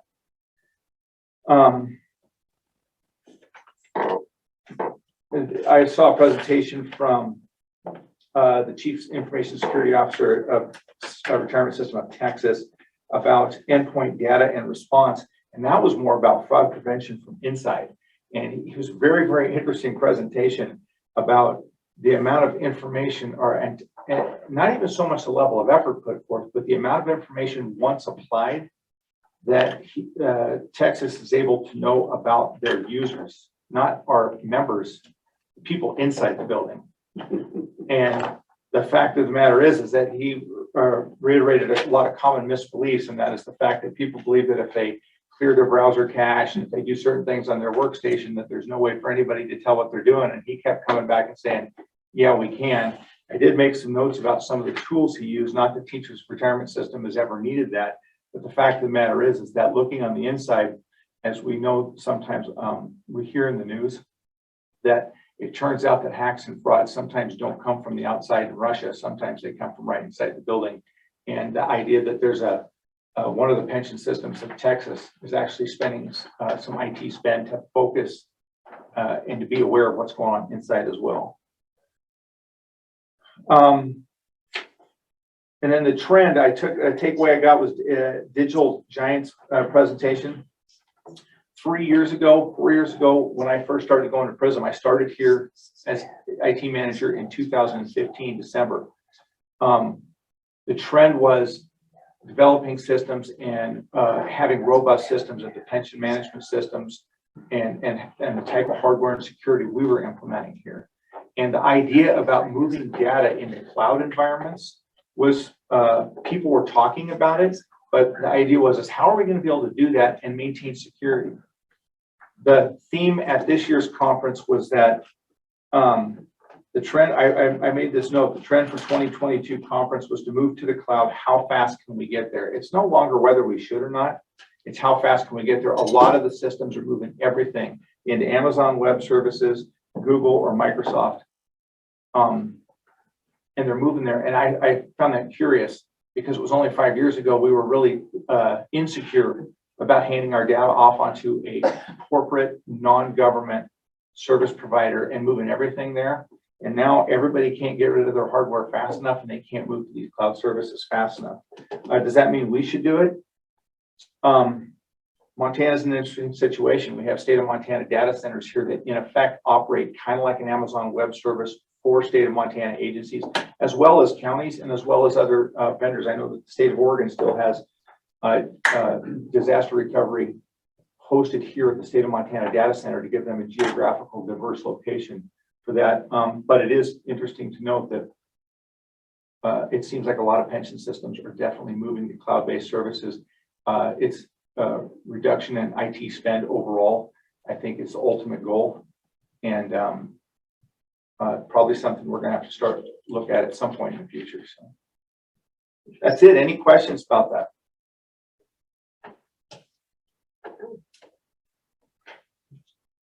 It's very interesting. Thank you, John. You're welcome. Thank you. Well, Sean and I were talking, because we have the staff luncheon, we probably shouldn't probably shouldn't make them wait another 15:45 an hour. I think we'll take a break if everybody is okay with that. Take a break, have lunch, come back, and then do the disability applications and postpone the conference things until the next meeting if everybody is agreeable to that. That's good. I will tell you that disabilities will go relatively quickly Okay. if you want to just do those before and just postpone the rest. I mean, literally, they should go relatively quickly. Okay. That way you don't have to, Do you speak quickly? I will try my best. Tammy, that would actually be better for me because I have a 1 o'clock appointment. Okay. And I'm sure. And I'd be good with Sarah- that too if we just powered through. Yeah, that would be fine if everybody's fine with it. I was waiting for Sarah's report. You wait till October. Well, you're just gonna have to hang on a little bit longer, Scott. Okay, so. All right, so we're gonna close the meeting then, Kathy, and to the public so that we can go over the disability applications. Thank you.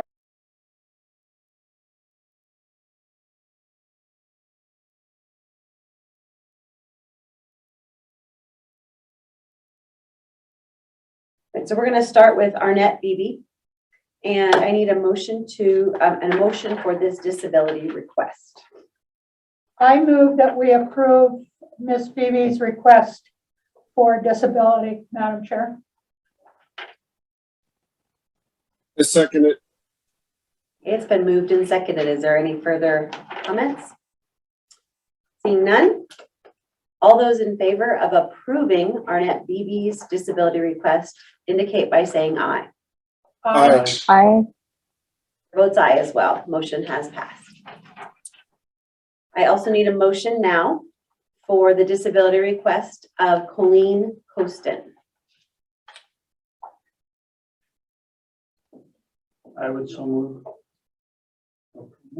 I second. It's been moved and seconded. Is there any further discussion? Seeing none, all those in favor of approving the disability request of Colleen Hostin indicate by saying aye. Aye. Aye. Aye. Chair votes aye as well. Next, we are on Justine Lubke. I need a motion for this disability request. I move that we approve it. Okay. I second the motion. It's been moved and seconded. Any further discussion? All right, seeing none, all those in favor of approving the disability request of Justine Lubke indicate by saying aye. Aye. Aye. Chair votes aye as well. I need a motion for the disability request of Lana Pekovich. I move it's approved. Second. Been moved and seconded. Any further discussion? Seeing none, all in favor of approving the disability request of Lana Pekovich, please indicate by saying aye. Aye. Aye. Chair votes aye as well. And then finally, I need a motion on the disability request for Mary Beth Shaw. I move we do not approve the recommendation for disability application, Madam Chair. I'll second that. It's been moved and seconded. Are there any further comments? Seeing none, all those in favor of disapproving the disability request for Mary Beth Shaw indicate by saying aye. Aye. Aye. Chair votes aye. All those opposed? Motion passes. All right. Thank you, and those are always difficult. And you can pass them over to me. And now we just need a motion to adjourn. I move we adjourn. Thank you. Are there any seconds? I'll second it. It's been moved and seconded. All those in favor indicate by saying aye. Aye. Aye. Chair votes aye as well. I think we're hungry. Aye.